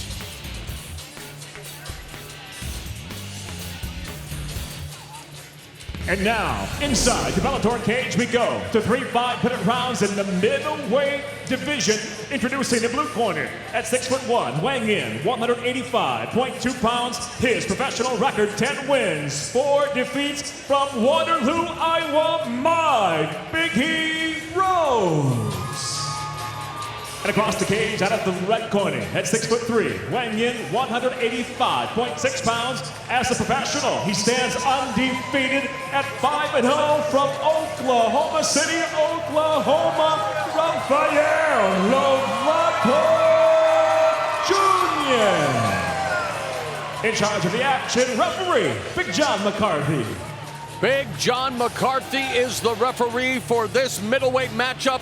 Jimmy Lovato Jr., BJJ ace, but then this happened. Yeah, you see the head kick, that's what started off. Rubber legs for his opponent, and look at this flurry of punches. That was all she wrote, 13 seconds. Maybe we see some jiu-jitsu tonight, we'll see. Are you ready? The Saul Ribeiro protege finishing all 5 of his opponents since making the transition to MMA in 2014 and fresh off that 13-second stoppage due to strikes of Charles Hackman. Meanwhile, Mike Rhodes has won 4 in a row coming into this, his Bellator MMA debut. Lovato Jr. in the red gloves, Rhodes in the blue gloves. Fight Clock brought to you by Miller Lite, the original light beer. Cheers, it's Miller time. What Lovato gets to do is throw head kicks, throw stuff where he doesn't worry about getting taken down because he has a lot of confidence in his jiu-jitsu and his ability to submit you off your back. Rhodes, a 3-fight vet of the Ultimate Fighting Championship. Has a wave of momentum coming into this contest against Lovato Jr., the Brazilian Jiu-Jitsu ace who, well, showed that he's more than just a one-trick pony, Jimmy. Rhodes so far not fighting scared. I like his confidence so far, waiting for those counter-punching opportunities.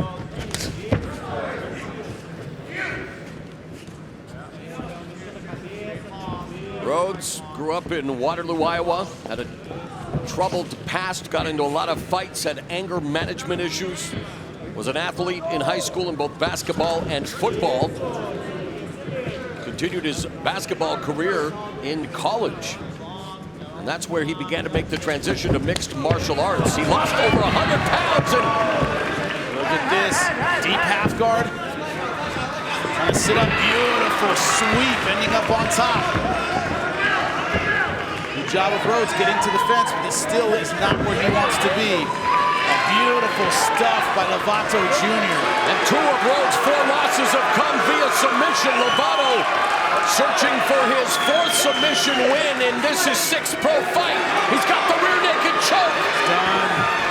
He's not getting out of this. And that's it. Rafael Lovato Jr. A perfect 6-0 with his 4th victory via tap out.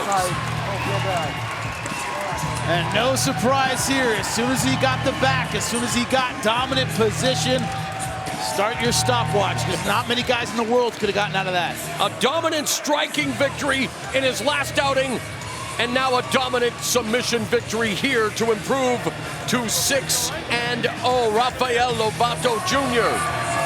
And it's time for the Blackheart Premium Spiced Rum Replay, the bold 93 proof rum that's edgy to the core. Look at the timing on this takedown. He tried enough on the feet, says, let me go to what I'm good at. Goes to that deep half guard, and look at him sit up right into this sweep. Cross side, beautiful job.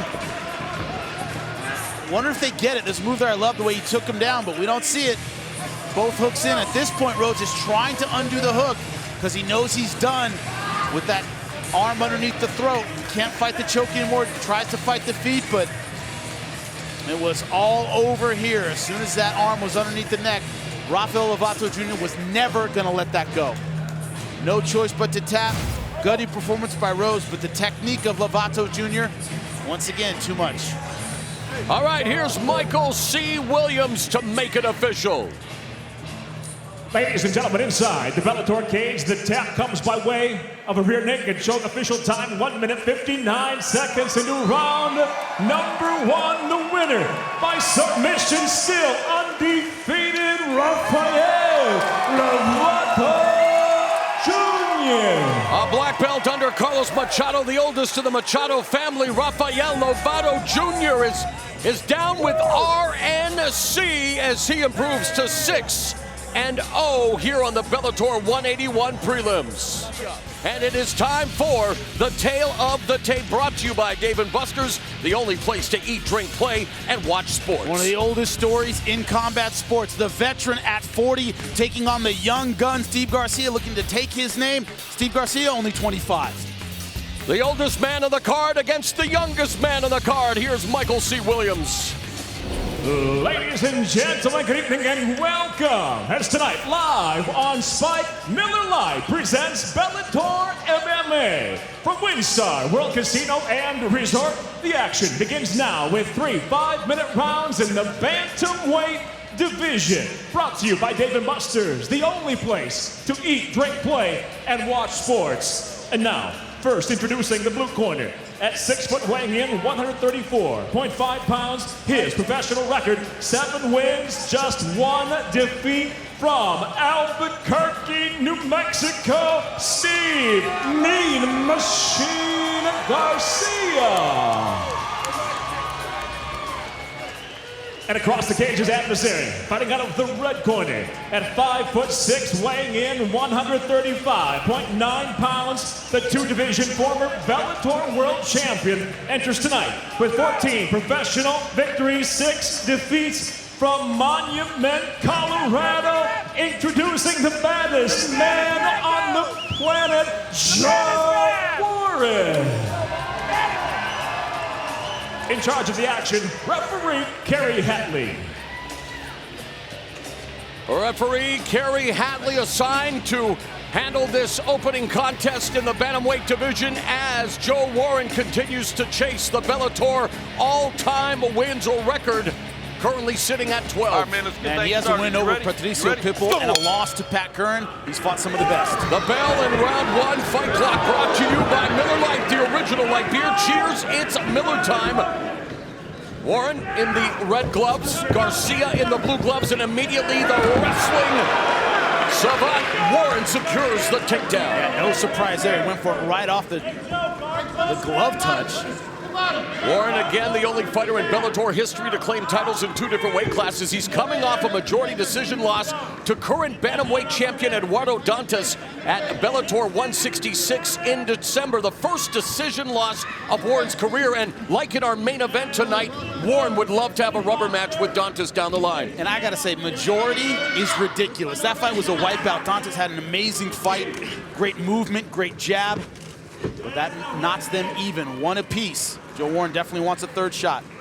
Garcia representing the Jackson Wink Academy in Albuquerque, New Mexico, one of the top camps in the sport. Last competed at Bellator 162 in October, improving to 7-1 with a unanimous decision win over Ronnie Lawrence. But right now, with 1 minute gone in the opening round, Jimmy, he's on the bottom trying to stave off the pressure of Joe Warren. I was talking to you about this yesterday. Joe Warren at his best makes other fighters look unprepared, awkward. They didn't quite get in that last month of sparring or something. You know, Matt Lindland, Jake Shields, some of those guys, when they choose to strike and when they choose to take you down, it's a little awkward. So he's very hard to prepare for. Warren's setback against Dantas continuing a trend of alternating wins and losses that has plagued him since he first captured the 135-pound title with a victory over Dantas in late 2014. Warren also won the promotion's featherweight title with that memorable knockout of Joe Soto back in 2010. And as you continue to watch this bantamweight matchup, you can watch full Bellator fights on the Spike app on iOS, Android, Roku, and now available on Apple TV. This is what Garcia has to have an answer for, the physical pressure of Joe Warren. Difficult to submit. Dantas has amazing jiu-jitsu, couldn't get anything done off his back.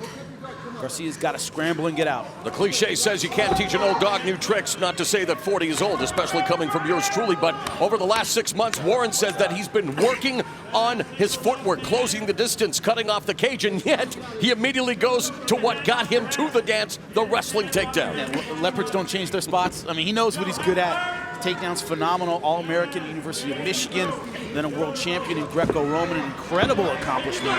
Just past the midpoint of the opening round, Warren now has the back of the Mean Machine, Steve Garcia, who's been on the receiving end of this pressure from Warren from the get-go. Garcia decided to break away and take a risk giving up his back in order to get the escape here. Garcia up 5-1 in Bellator. Don't expect Warren to give him any space. He will never cut him loose. He'll make him work for every time he gets out. A minute 45 left in the opening round, and Warren now trying to get his hooks in on Garcia.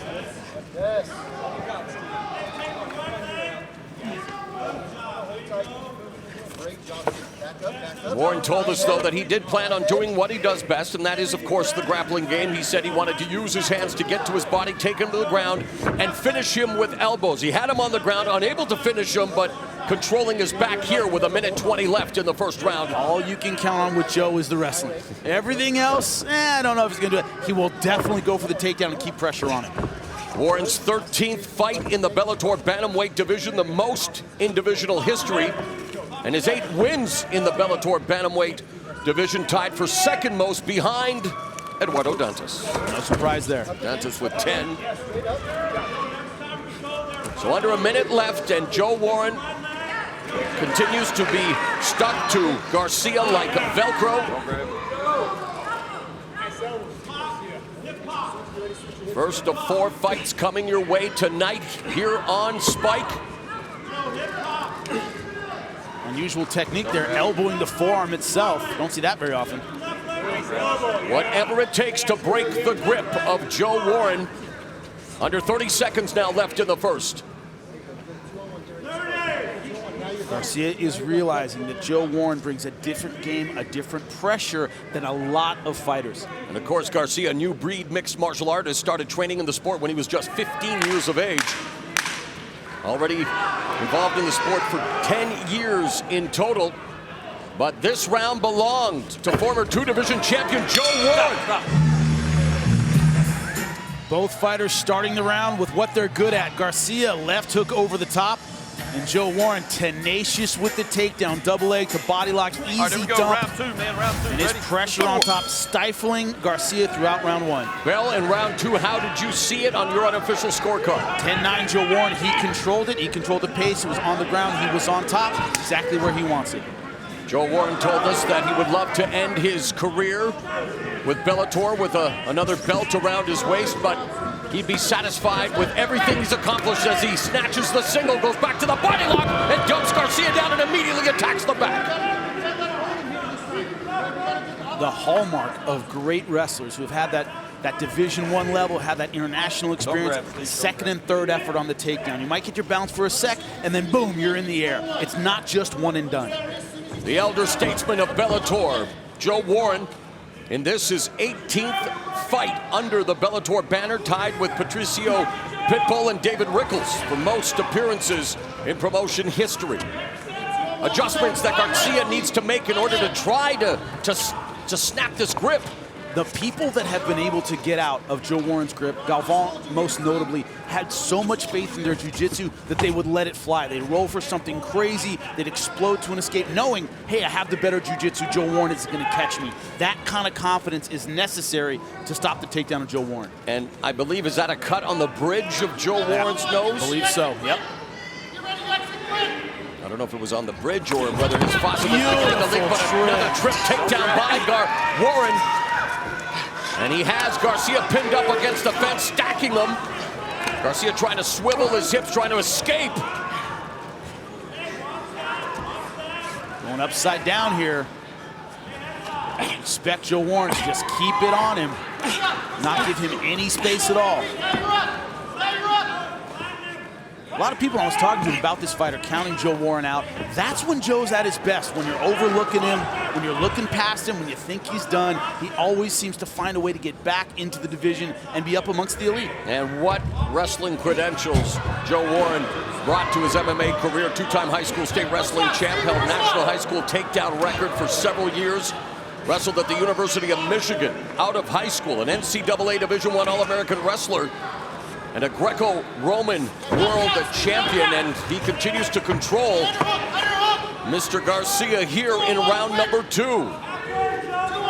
And what's hard to what's hard to understand if you don't follow high-level wrestling is the U.S. Greco-Roman team generally isn't very good. Russia, Eastern Europe, they tend to be a lot better. He was a world champion from the U.S. That is an amazing accomplishment for Joe Warren. Drug test kept him out of the Olympics. A lot of people thought he was going to take gold. He was the favorite. Transition to mixed martial arts. Yeah, Garcia got off to an amazing start in his pro career, winning the first 4 fights by knockout. Now 7-1. And for this fight, he has been training with UFC vets John Dodson, Ray Borg, and Diego Sanchez. But under 2 minutes left, with Joe Warren continuing to just put his clinch on Garcia. There's a certain kind of just physical frustration you see on the face of Joe Warren's opponents. Guys who usually don't break end up getting frustrated by Joe and his style. All right, coming up on the final 90 seconds of the second round, and we invite you to watch the Spike premiere of Bellator's biggest event ever from the Big Apple, the mecca of combat sports, Madison Square Garden. Chael Sonnen versus Vanderlei Silva. Fedor versus the man who will be joining us later in the telecast, Matt Mitrione. Bellator NYC, free on Spike, Friday, July 28th at 9. More than that, your promotional debut, my friend. That was tough. You stepped in under the big lights at MSG. I know it's intimidating I was being next to you, nervous. but you somehow did it. Working with Jimmy Smith. That's huge. I was sweating bullets, but under a minute left, and it's Joe Warren who maintains his tenacious grasp of mean machine, Steve Garcia. And Jimmy, again, we saw it on the prelims on Bellator and Spike.com, where the action against the fence purely stalemate. We need to see more aggression, more urgency. Yeah, and also, guys have to understand, guys and gals, when they're getting ready for a fight, when you get past that ring in the Bellator cage, start angling. The cage is behind you. It's all about footwork, and Garcia hasn't been able to get his footwork going. That's the key to staying off the fence. Under 30 seconds left. Warren content to hold the weight. Oh, now Garcia with the double wrist lock, looking for that standing Kimura, and now goes to his back, looking for the submission from the bottom. Doesn't have the hips for it. And Garcia looking for his first victory via submission, but Warren escapes as we end round number 2. Stop. The baddest man on the planet, Joe Warren, known for his grappling and his quotes. He told us, I know a lot of people like to count me out because of my age, but if you count me out, this 40-year-old man will beat the out of you. So looking to beat up Steve Garcia. He's controlled Steve Garcia for the better part of 2 rounds. How do you see it on your unofficial scorecard? Easy, both 10-9 Joe Warren. Garcia has not been able to get his offense going. Now he's in a place you don't want to be, needing the finish against a talented wrestler, but he's starting off smoking. And the sense of urgency from Steve Garcia on display, opening up with strikes, but immediately Warren clinching, and the tenacious attack of Joe Warren securing another takedown, but look at Garcia back on his feet. Second, third, fourth effort. That's elite wrestling. He does not let it go.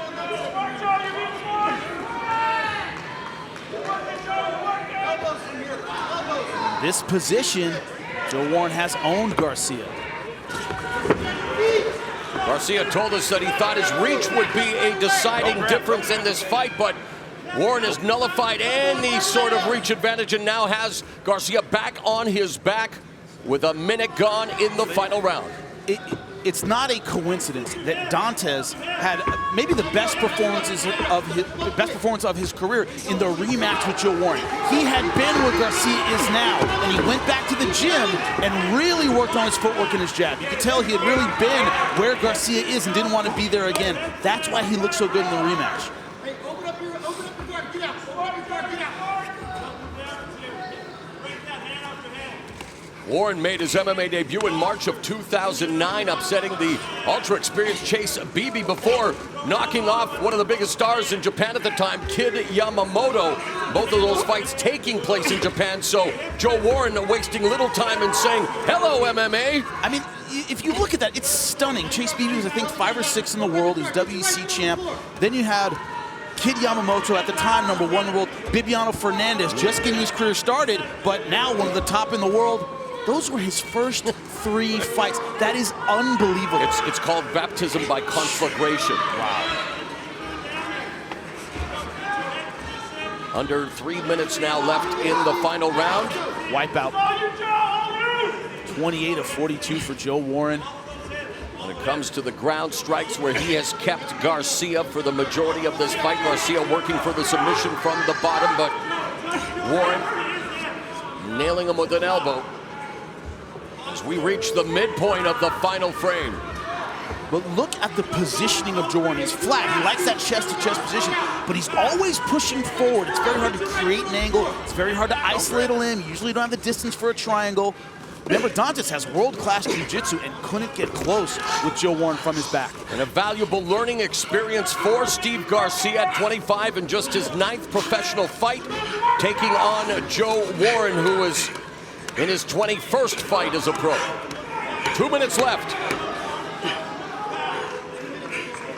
Going body triangle, but not going to catch a submission with body triangle. Going to hold the other guy tight, but What he needs to do is create a scramble, create space, get enough distance between him and Joe Warren's hips to scramble his way back to the feet.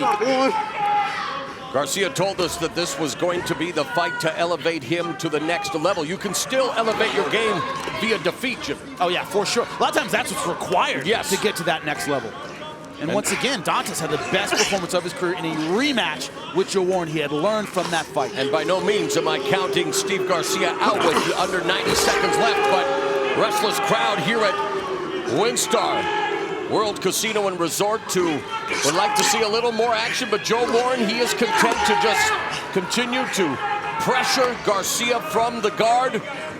He's staying busy. He's landing these short forearms, the elbows. He's working hard, punishing the ribs. Final 60 seconds.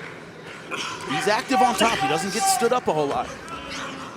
Warren a slight favorite coming into this fight, and this is why. And this is why. Responding, coming back from the defeat to his rival Dantas and putting it on Steve Garcia here in the opening contest of Bellator 181 from Thackerville, Oklahoma. Final 30 seconds now.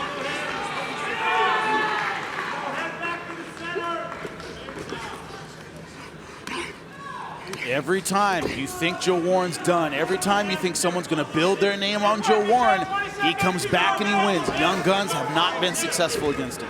And neither fighter has really had success here in Thackerville. Warren losing his last 3 fights in the city. Garcia's sole defeat came here, and he may very well be tasting defeat for the second time in Thackerville.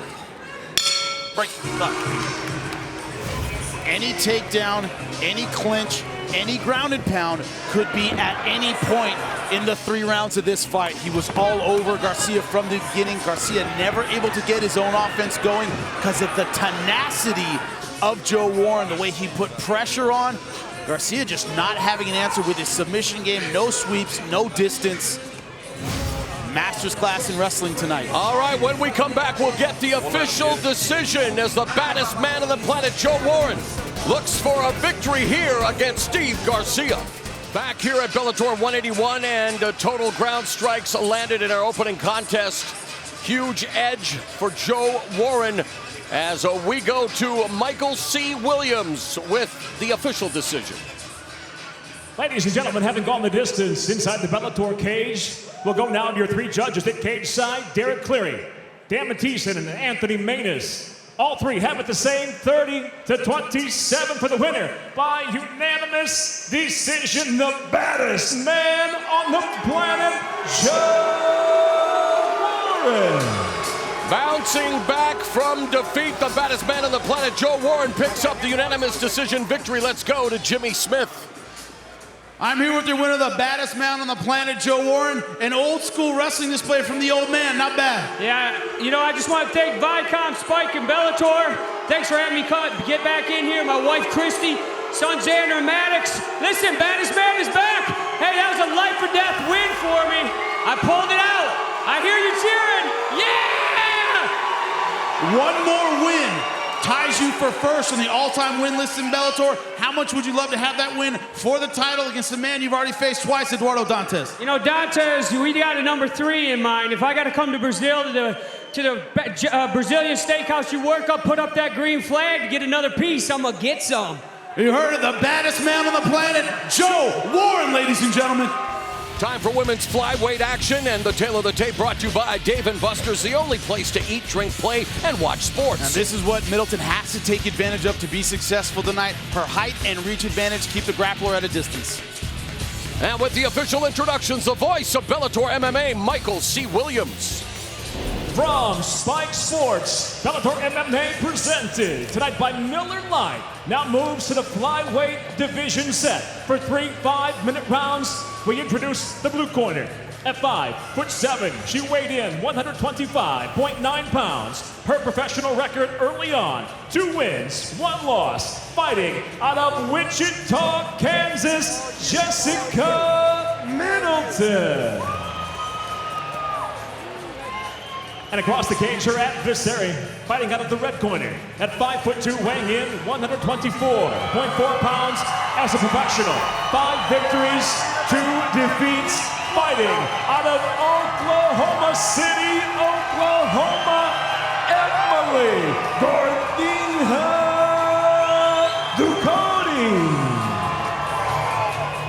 In charge of the action, referee Jason Herzog. Third person inside the Bellator MMA cage, a referee Jason Herzog, set for 3 5-minute rounds in the Bellator women's flyweight division. Buddy ready. Fight! The bell in round 1. Fight clock brought to you by Miller Lite, the original light beer. Cheers, it's a Miller time. And while Ducote may be the local fan favorite, you do not want to discount the talents of Jessica Middleton. You see she has a reach advantage, but she's moving forward. Problem is you move right into a takedown. Ducote in the red gloves, Middleton in the blue. Middleton looking for that guillotine momentarily. What Middleton's not doing is letting Ducote come to her. She pushed forward in there.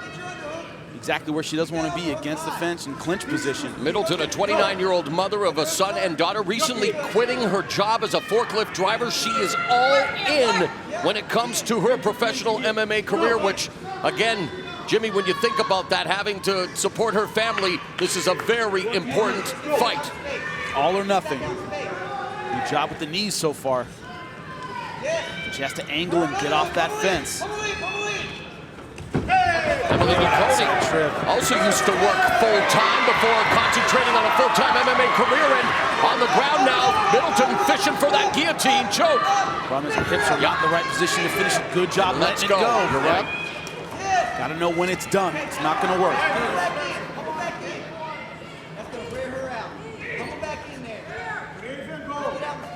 Ducote in her 5th Bellator women's flyweight bout, which ties with Alima McFarland for the most appearances in divisional history.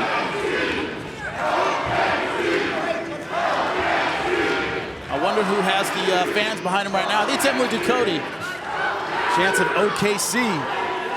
And that's where she fights out of, Oklahoma City, the state capital. Now looking for a takedown, and Middleton opening up with punches. Now she had a moment to break away, and she kind of went for a head and arm position. That could be a mistake. She wants to fight in the center of the ring. Up against the fence is not where she wants to be. So far, I'm impressed with the takedown defense. Ducote always inspired by the fact her grandparents always come out to support her, especially here in Thackerville.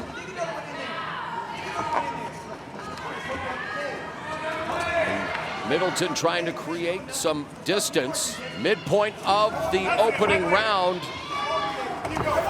And still to come, middleweight action between Kendall Grove and the surging John Salter. And of course, our main event, the rubber match between Campos and Brandon Girtz. And still to come on Bellator 181 here on Spike, Jimmy, some big news, especially when it pertains to the month of October. You do not want to miss Bellator MMA action coming your way later this year. Under 2 minutes left in the round. Ducote looking for the single leg.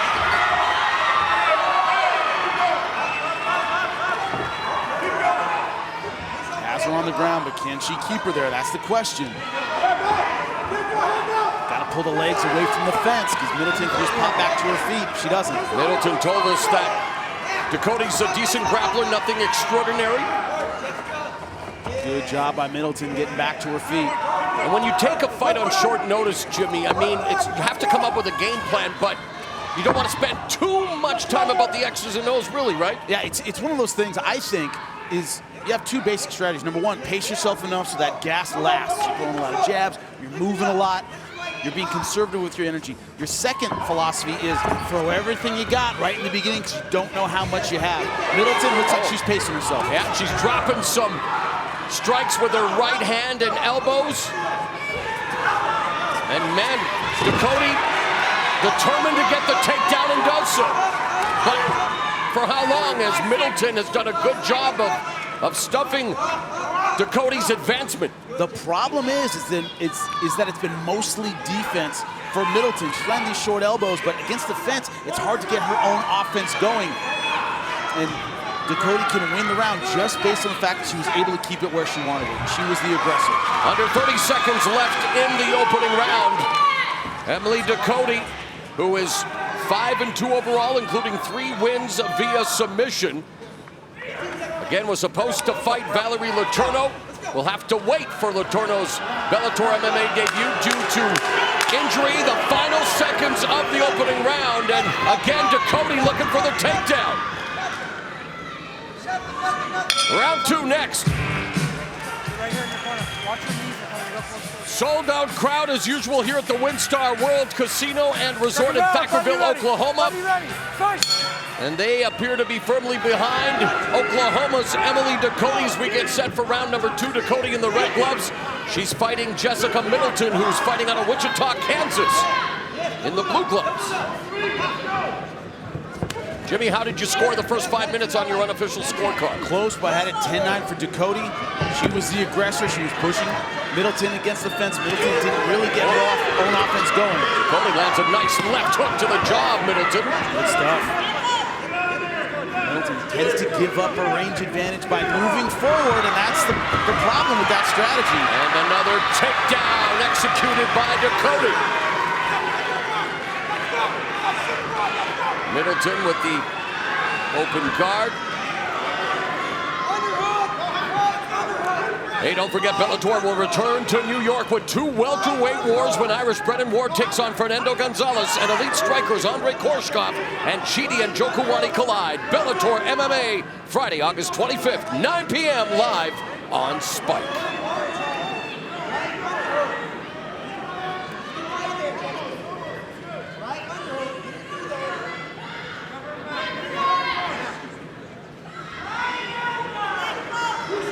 Middleton controlling Dakota's posture, and Dakota wanting to try to secure the right arm, but now it's an overhook there, and just Middleton content to just try to create a stand-up here from the referee. Yeah, we got to see either the instep go through just like that. And there's the guard pass by Dakota right into mount. Beautiful stuff.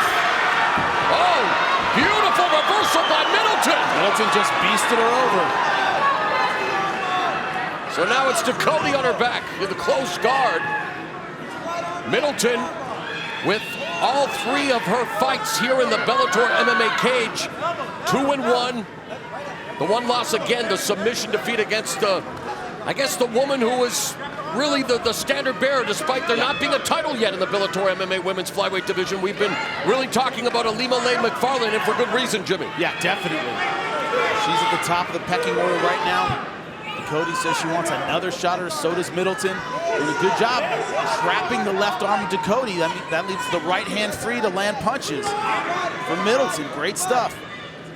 Midpoint of the round and fight, Jessica Middleton with some short strikes from the closed guard of Emily Dakota.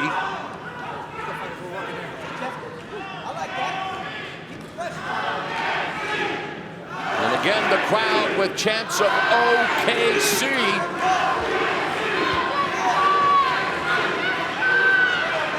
Of course, Oklahoma City, home of the NBA Thunder, and well, I'm sure they'd like to see Dakota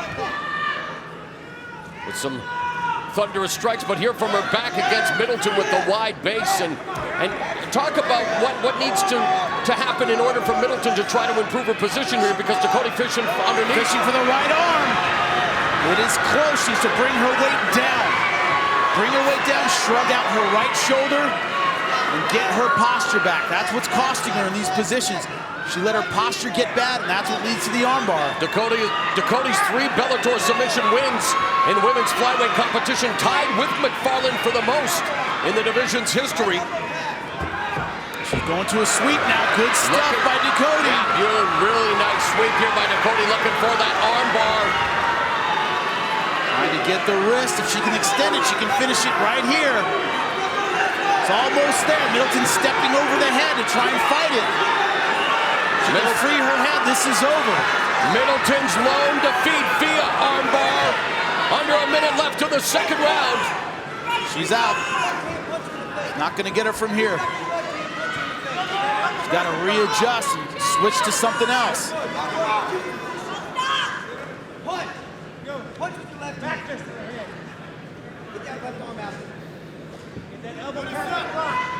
Almost in an omoplata position. She can't get that from here. She has to free her head in order to move. 30 seconds left in the round.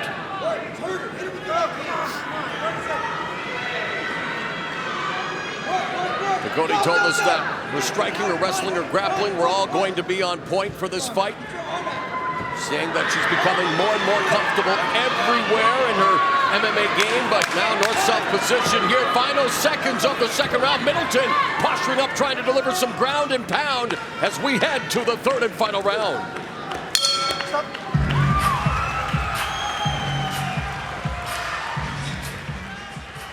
And we see the groundwork of Ducote in round 2. Passing guard straight to full mount. Middleton able to power out and get a reversal, end up on top. Almost caught an armbar from the bottom as well. Are you ready? Fight!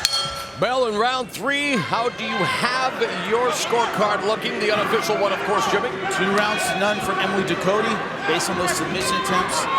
Position she got in round 2. Middleton's got to pull out something great in this third round. During the break, as Ducote secures the trip takedown, Middleton's trainer, Andy Zerber, saying that if Middleton wanted to win, she has to dig deep, do it for her kids, as Ducote trying to move to mount, but she's being controlled now by Middleton.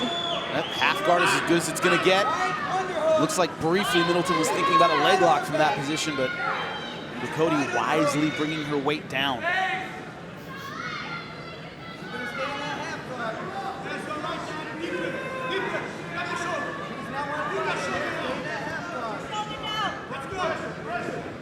This is where she passed last time. Half guard, got her knee through, able to pass to side control and full mount. Right now, Middleton holding on to the leg is not going to help her. She's to shrimp and get her guard back or work deep half, do something else. Just stand there holding on the leg will not help. Coming up after this fight, we will have Bellator MMA breaking news. Some terrific bouts have been made for later this year, and we'll also be joined by, well, the guy coming off the biggest win of his career at Madison Square Garden, Matt Mitrione, who knocked out Fedor Emelianenko. He'll be joining Jimmy and I right after this fight. Beautiful guard pass again, same way, just driving that knee through. So Ducote working from side control, trying to secure her 4th submission win. Or perhaps securing a ground and pound victory. Middleton doing her best to control Ducote's posture, and Ducote easily transitions into full mount. She waited for that bridge. As soon as the bridge happened, she waited for it to collapse again and went right into full mount. Great timing.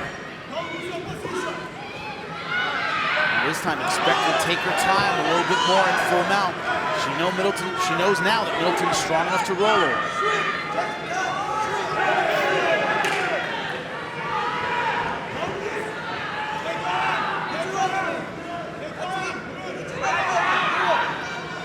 Middleton able to fish that foot back.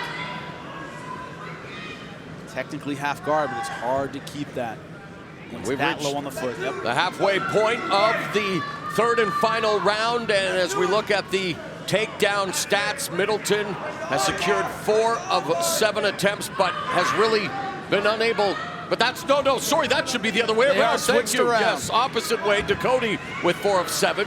But dominating Middleton here from top position. You see the mistake she made in round 2 where she got rolled in the mount. She's taking her time this time. Well, let's see if she decides to keep mount back on or go after the arm. She goes back. Got her back, looking for the rear naked choke. How she won last time. She's great with it. 2 of her 3 submission wins have come via rear naked choke. And she has it cinched in. Middleton trying desperately to defend. Can't tell where it is, if it's on the neck or on the chin. Don't quite have the angle to see, but 90 seconds left in the fight, trying to flatten out Middleton, but you're right, I don't think it's fully underneath the chin. It's more of a face lock right now. But diligently working for the choke is Emily Ducote. Problem is she's a little high on the back. She wants to settle down a little more. She'd be in better position. And a submission win would give her more submission victories than anyone in Bellator women's flyweight competition with 4. A minute left now in the fight.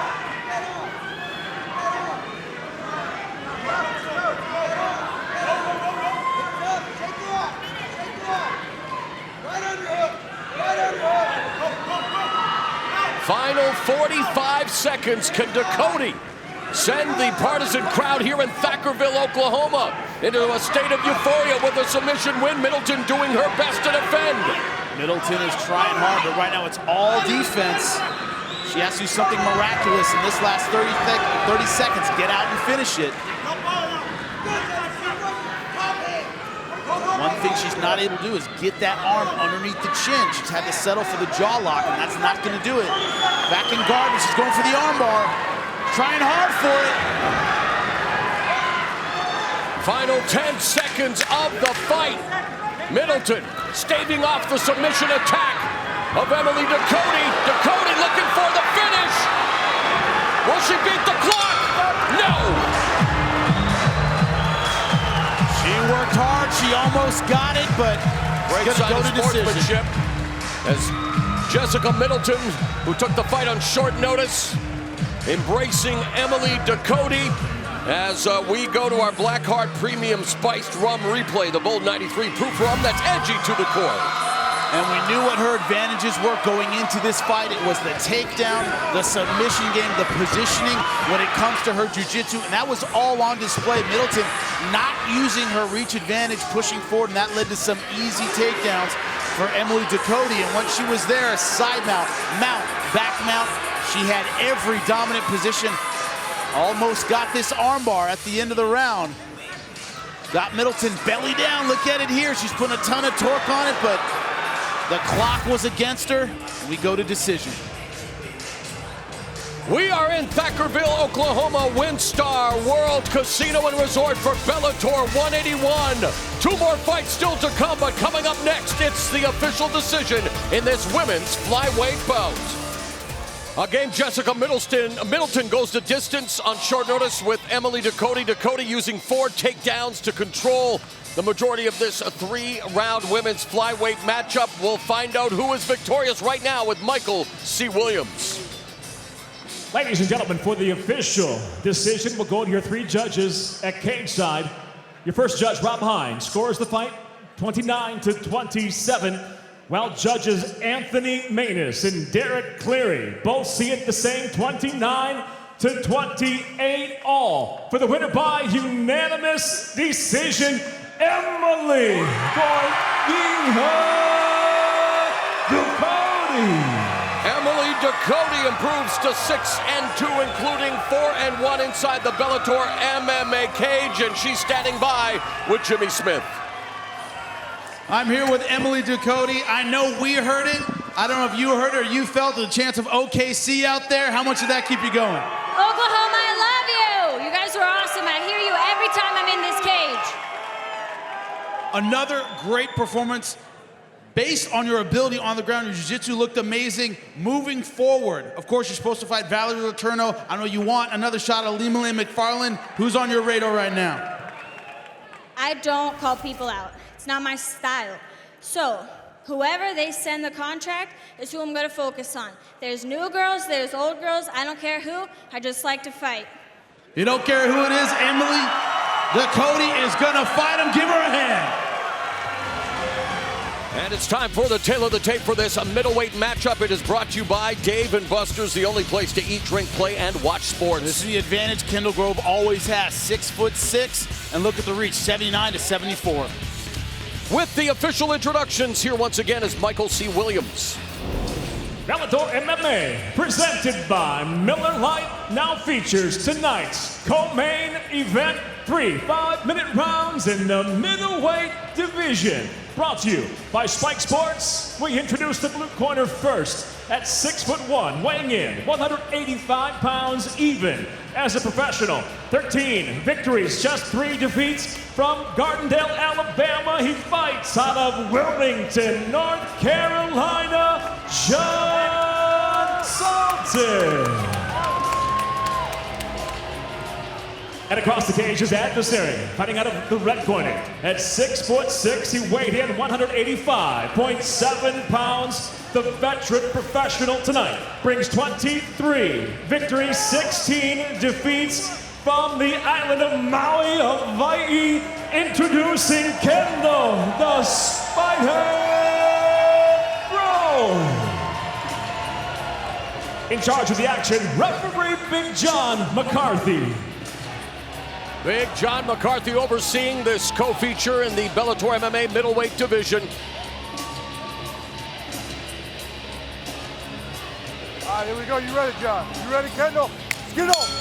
Fight Clock brought to you by Miller Lite, the original light beer. Cheers, it's Miller time. Kendall Grove in the red gloves, John Salter in the blue gloves. Matt, what do you look forward to early in this contest? You know, I really want to see if Salter gets his takedown. If he gets his takedown, how he does in top control. And I also want to see how Kendall sets his range with his jab and with his push kicks. I also want to see a lot more footwork from Kendall Grove. When he fought Joey Beltran, he was moving around, throwing good combinations, staying on the outside, making his opponent come to him. He needs to do that tonight. But isn't that when Kendall is the most dangerous, right? That's when Kendall is on fire, is when he comes out and he's athletic. Right. Salter's nine of Salter's wins have come via first round knockout or submission.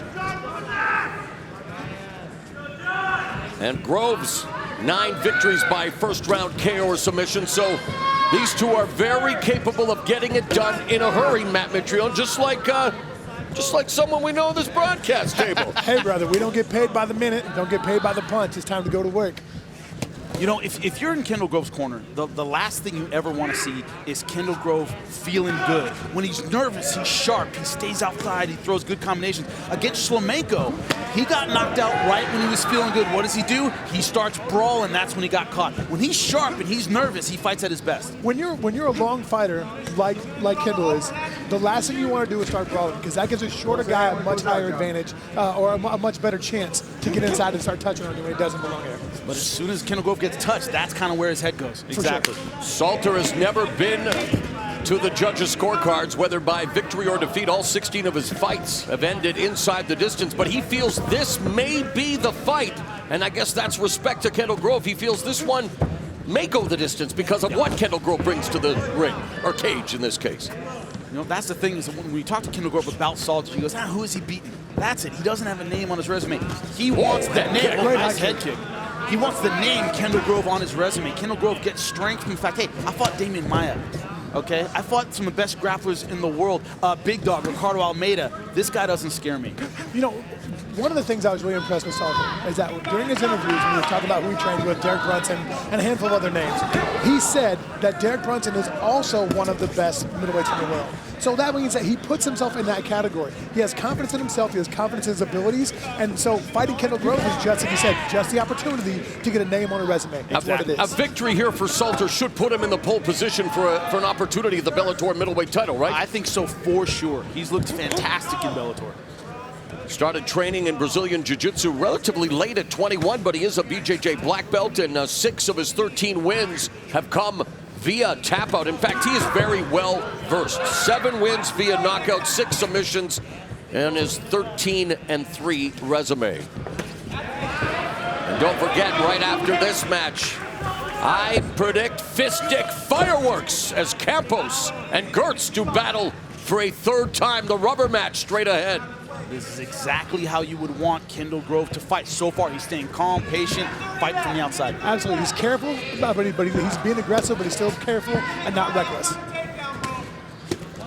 And I like seeing Salter. I like seeing the way he's playing with his right hand a lot. He's throwing a lot of different angles. Traditional jabs, 45 uppercuts. He's pushing it. He's playing with Kendall's hand. He's coming over the top of it. He's fighting smart, especially for a lefty. And no commitment to the takedown yet. And Salter did a good job of blocking the right hand from Grove, showing quick reflexes. Check that low outside leg kick by Grove. You know, I noticed this also, that Salter is circling both to his left and his right.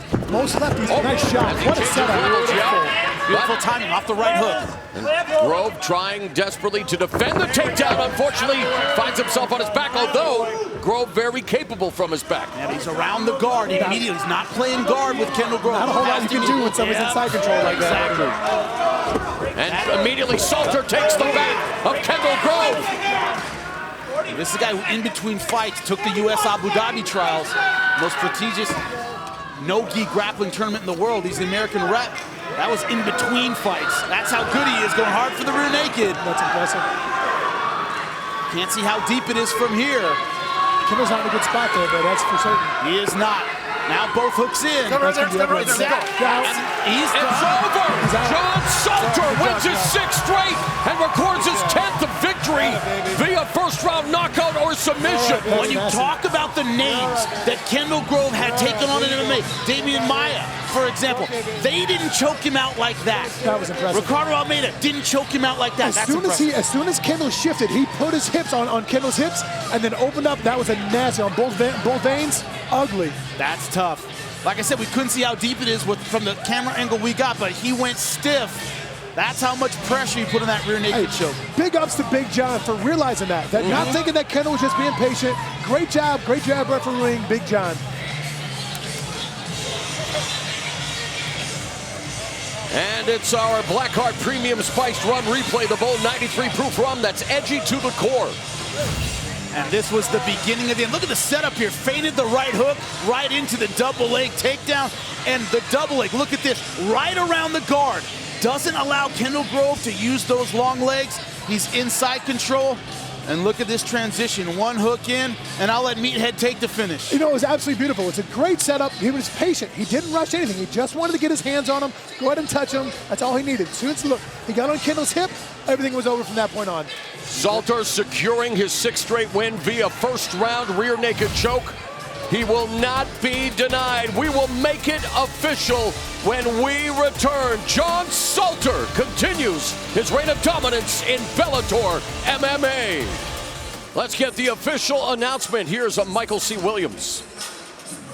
Ladies and gentlemen, inside the Bellator cage, the rear naked choke ends it officially. 4 minutes, 37 seconds into round number 1. The winner by submission, John Salter.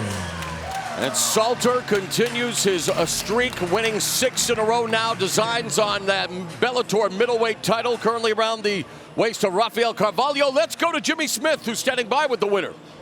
I'm here with a very happy John Salter, not just the win, a submission win against a submission specialist who had grappled against some of the best in the world. That must feel pretty great. Yeah, he's a tough guy. I don't know if you guys know this, but he's pretty long, kind of tough to deal with, but can we stop acting like I'm not the best 185er in Bellator now? Now, 185, you just said it. We got Gegard Mousasi, the champ, Rafael Carvalho winning his last one by knockout head kick. What's next for you? I think Carvalho's got to stop running from me. I know he don't want to fight me, but I think that needs to be my next fight. After that, Gegard. You heard it. He's ready for anybody. John Salter, ladies and gentlemen.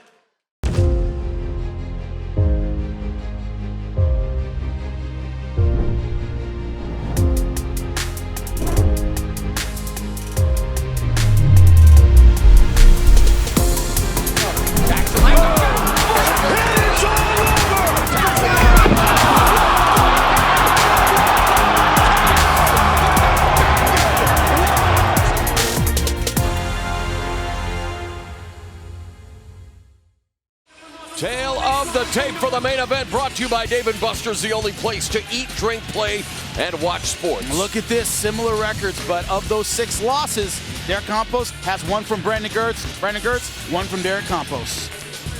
And with the official introductions, here once again, Michael C. Williams. Live on Spike, Miller Lite presents Bellator MMA from WinStar World Casino and Resort. The time has come for the main event of the evening. Sanctioned by the Chickasaw Nation Office of the Gaming Commissioner, Mr. Scott Goldberg. Tonight's main event is brought to you by Miller Lite, the original light beer. It's Miller time. And now, set for 3 5-minute rounds, we introduce the blue corner. At 5'7", weighing in 157.7 pounds. His professional record, 14 victories, 6 defeats. Originally from Minneapolis, he fights out of Denver, Colorado, Brandon Girtz.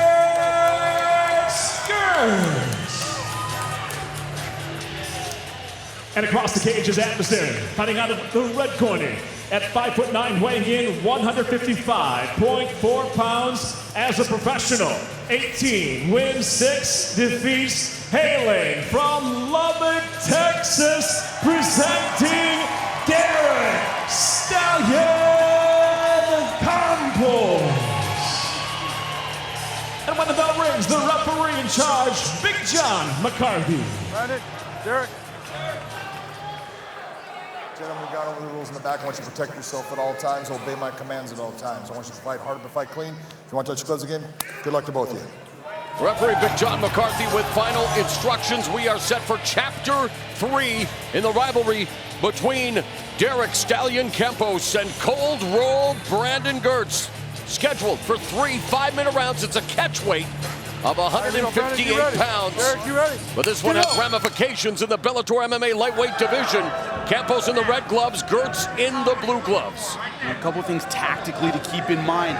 Girtz, this was a late notice fight for him, didn't have a full camp. Also, Campos wanted the heavier weight class. Usually it's the guy with the last minute notice who wants the heavier weight. Campos wanted it. I think he believes in his power. Fight Clock, of course, brought to you by Miller Lite, the original light beer. Cheers, it's Miller time. And we talk about ramifications in the lightweight division, unfinished business, of course, between Brent Premises. Girtz lands a knee on Campos and Michael Chandler, as Chandler losing the title in ignominious fashion at Bellator NYC. I'm sure there will be a rematch. What do we say about power punches? Both guys leaning into every shot. Close the hand when it comes out, Derek. Not only do these guys not jab a lot anyway, when you're facing a guy who's of the opposite stance, the jab is generally harder to use. You generally rely on power punches facing a guy in the opposite stance. And Campos hunting down Girtz with a couple of strikes. A minute gone here in the first round. There you go. Mauro Ranallo, Jimmy Smith, Jen Brown, and the entire Bellator MMA crew here at WinStar World Casino and Resort in Thackerville, Oklahoma. Oh, and a nice kick by Girtz. Campos chest down, and Campos with that Superman punch. He ate a hook coming in. Girtz caught him with that right hook over the top. And again, Girtz just leading with that left hand. Oh, but he got caught with a left hook by Campos and knocked Campos off balance with a strike of his own. This is like Rock'em Sock'em Robots. Both guys there to be hit. Not scared to unload.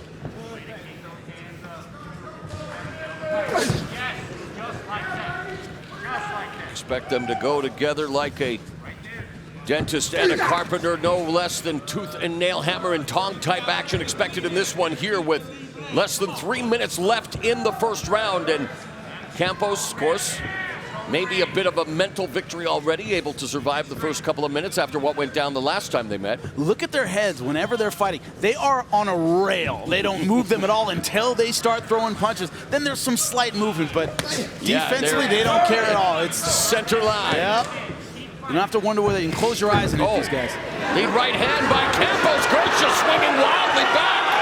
Just past the midpoint of the first round. Now, both guys are landing their power punches. Campos with the right hand, Girtz with the left hook over the top. Beautiful straight left there. Girtz from the southpaw position, firing off with the left and then the liver kick.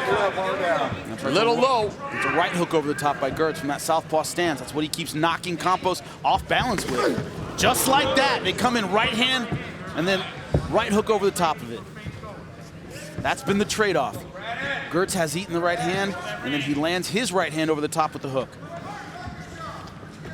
And check by Campos. And Girtz hits a left hook, the knee up the middle, but then it's Girtz landing the right hook. And man, they are just swinging for the fences, and already Girtz is leaking from the forehead, and he secures a takedown and an elbow strike to Campos. Somebody is bleeding horribly. It's Girtz. It's Girtz. He's fighting now like he's desperate. There will be blood in Thackerville, Oklahoma. Wow. We predicted fireworks. This has not disappointed. Look at the left eye of Campos. He is blinking badly. And these two treating each other like guests at the red wedding. He keeps pawing at that eye. Girtz is trying to wipe away the blood. Both guys are hurt, for sure. Under a minute left in the first round. They just stand there and take it. Girtz and Campos delivering as advertised. Oh, beautiful. Left hand just above the belt. Now the question here, that is a bad cut. The positioning isn't bad in terms of a stoppage. It's not on the lid, it's not in a vital area, but it runs into the eyes. I can't see how deep it is, but Girtz might have to throw everything because they're going to check it out in between rounds. Yeah, Girtz beginning to sport the crimson mask with 30 seconds left in this opening round. And that is old school pro wrestling bad. Wow. Abdul the Butcher, anybody get that? Nobody? Oh, liver kick by Girtz. Yep, so that was caused by, John McCarthy said it was by a knee. He turned to the judges and said, cut caused by a knee. Great stuff by Campos. Opening round featuring more blood than an episode of Dexter as we go to round 2. Good job. Not for the faint of heart, Jimmy. I need you to work on this one. So we can get a look at the cut. That's gnarly. Big breath. Wow. Oh, Lord. Hey, everything is hurting. That straight left is hurting. Remember Peter Belfort and Marvin Eastman and that knee in the front? Very similar. I won't say what Joe Rogan said that night. Man, I can see what he's thinking. That's gnarly. I don't see them letting that one go. That's too deep. Wow.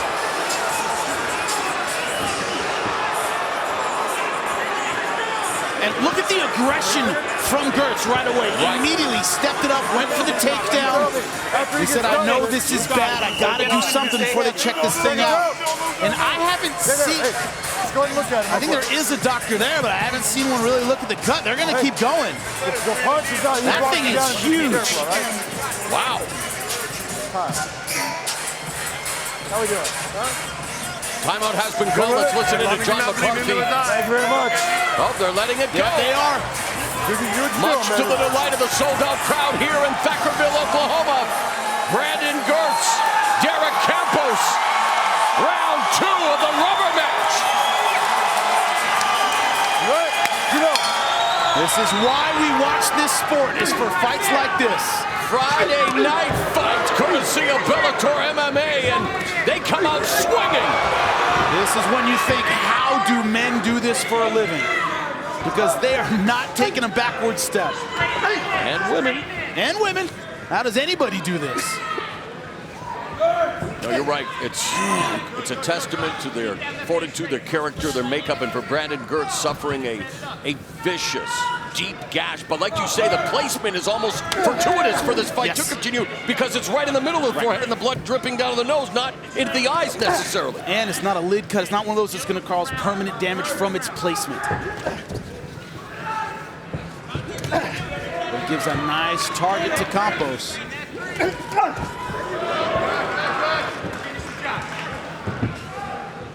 Girtz is swinging like Campos stole something from him. No setup punches, everything's a big haymaker. Minute gone and Campos again teeing off on Girtz.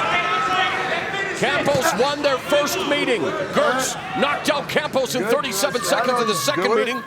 I don't know what he's complaining about there. He took a break for a second. I don't know what it was.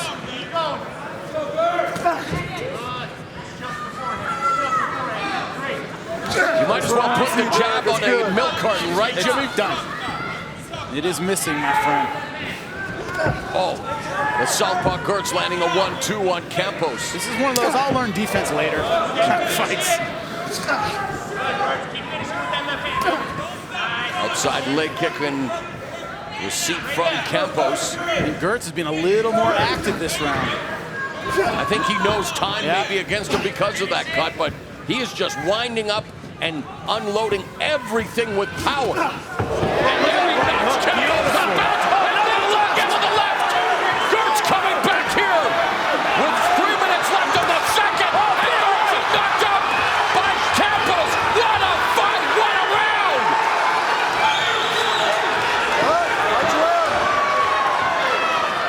Man, what a fight! Back and forth it goes. Girtz bloody but fighting and moving forward.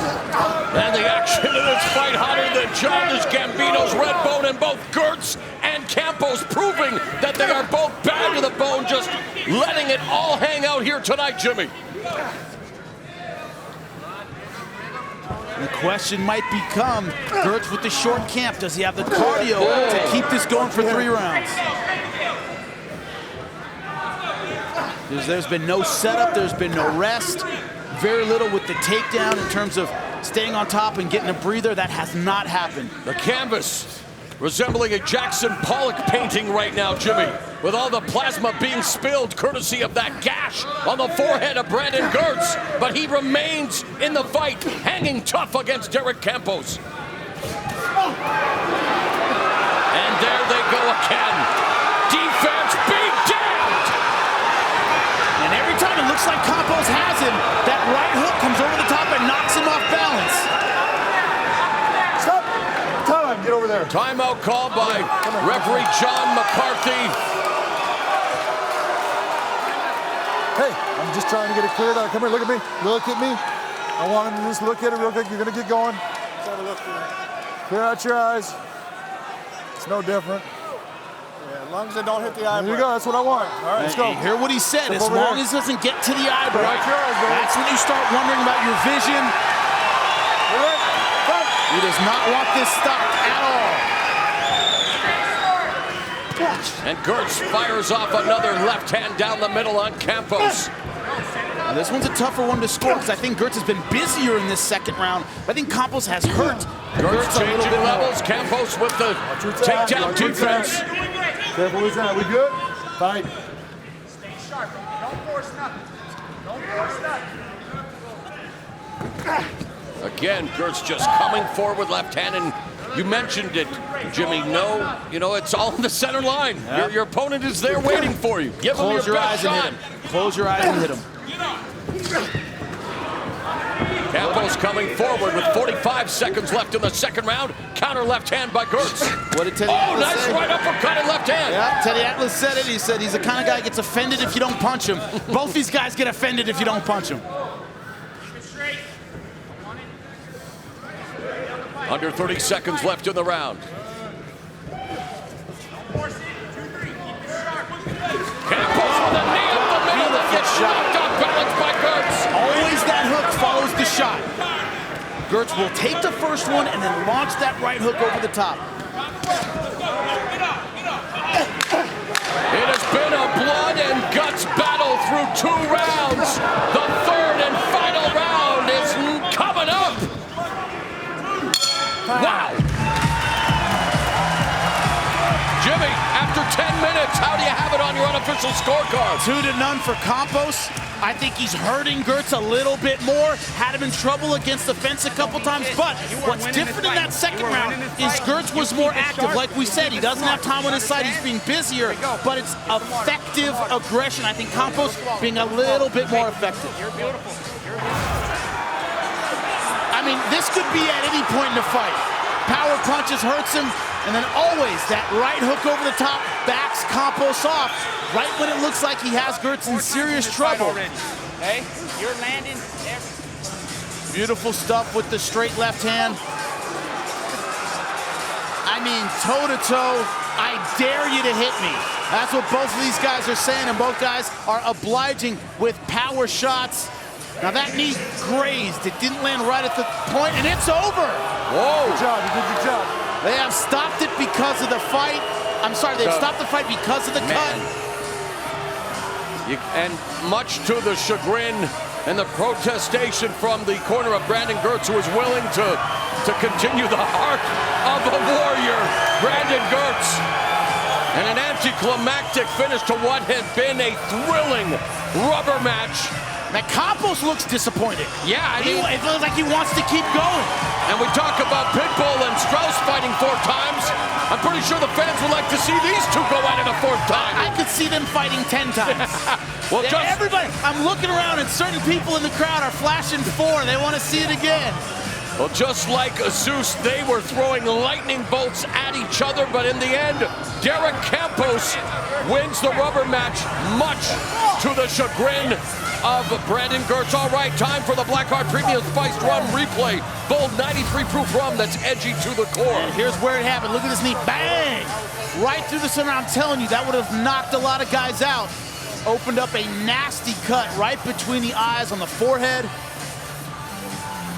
And Girtz' spirit is so willing to keep going, but the doctor determining for his health and safety, this fight has to be ended.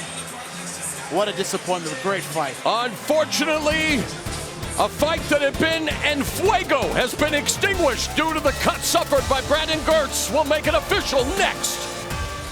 An electrifying end to Bellator 181. Let's make it official with Michael C. Williams.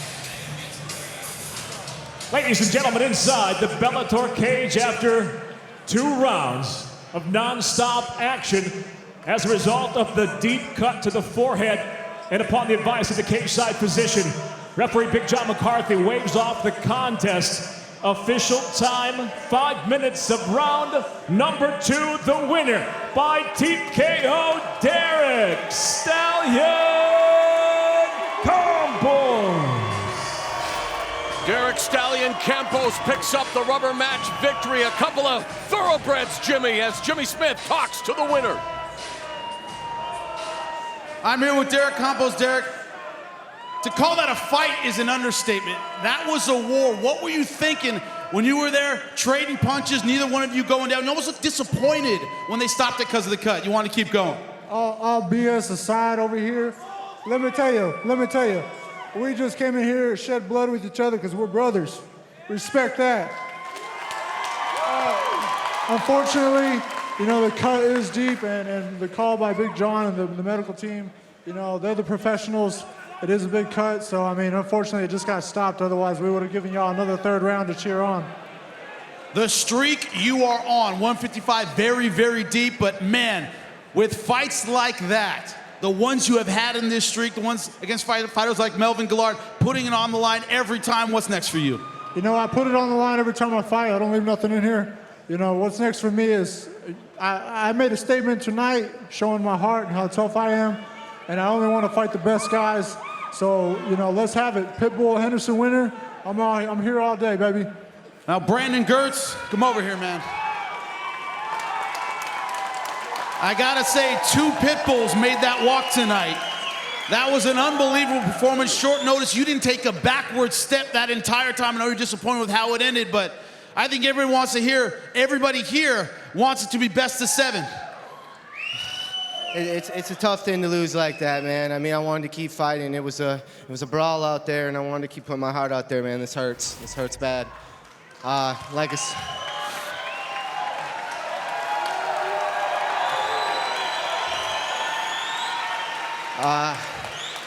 Yeah, like I said, it was a war. I said we were gonna have a war out here. Campos is the man. I respect him. Gave me a hell of a fight.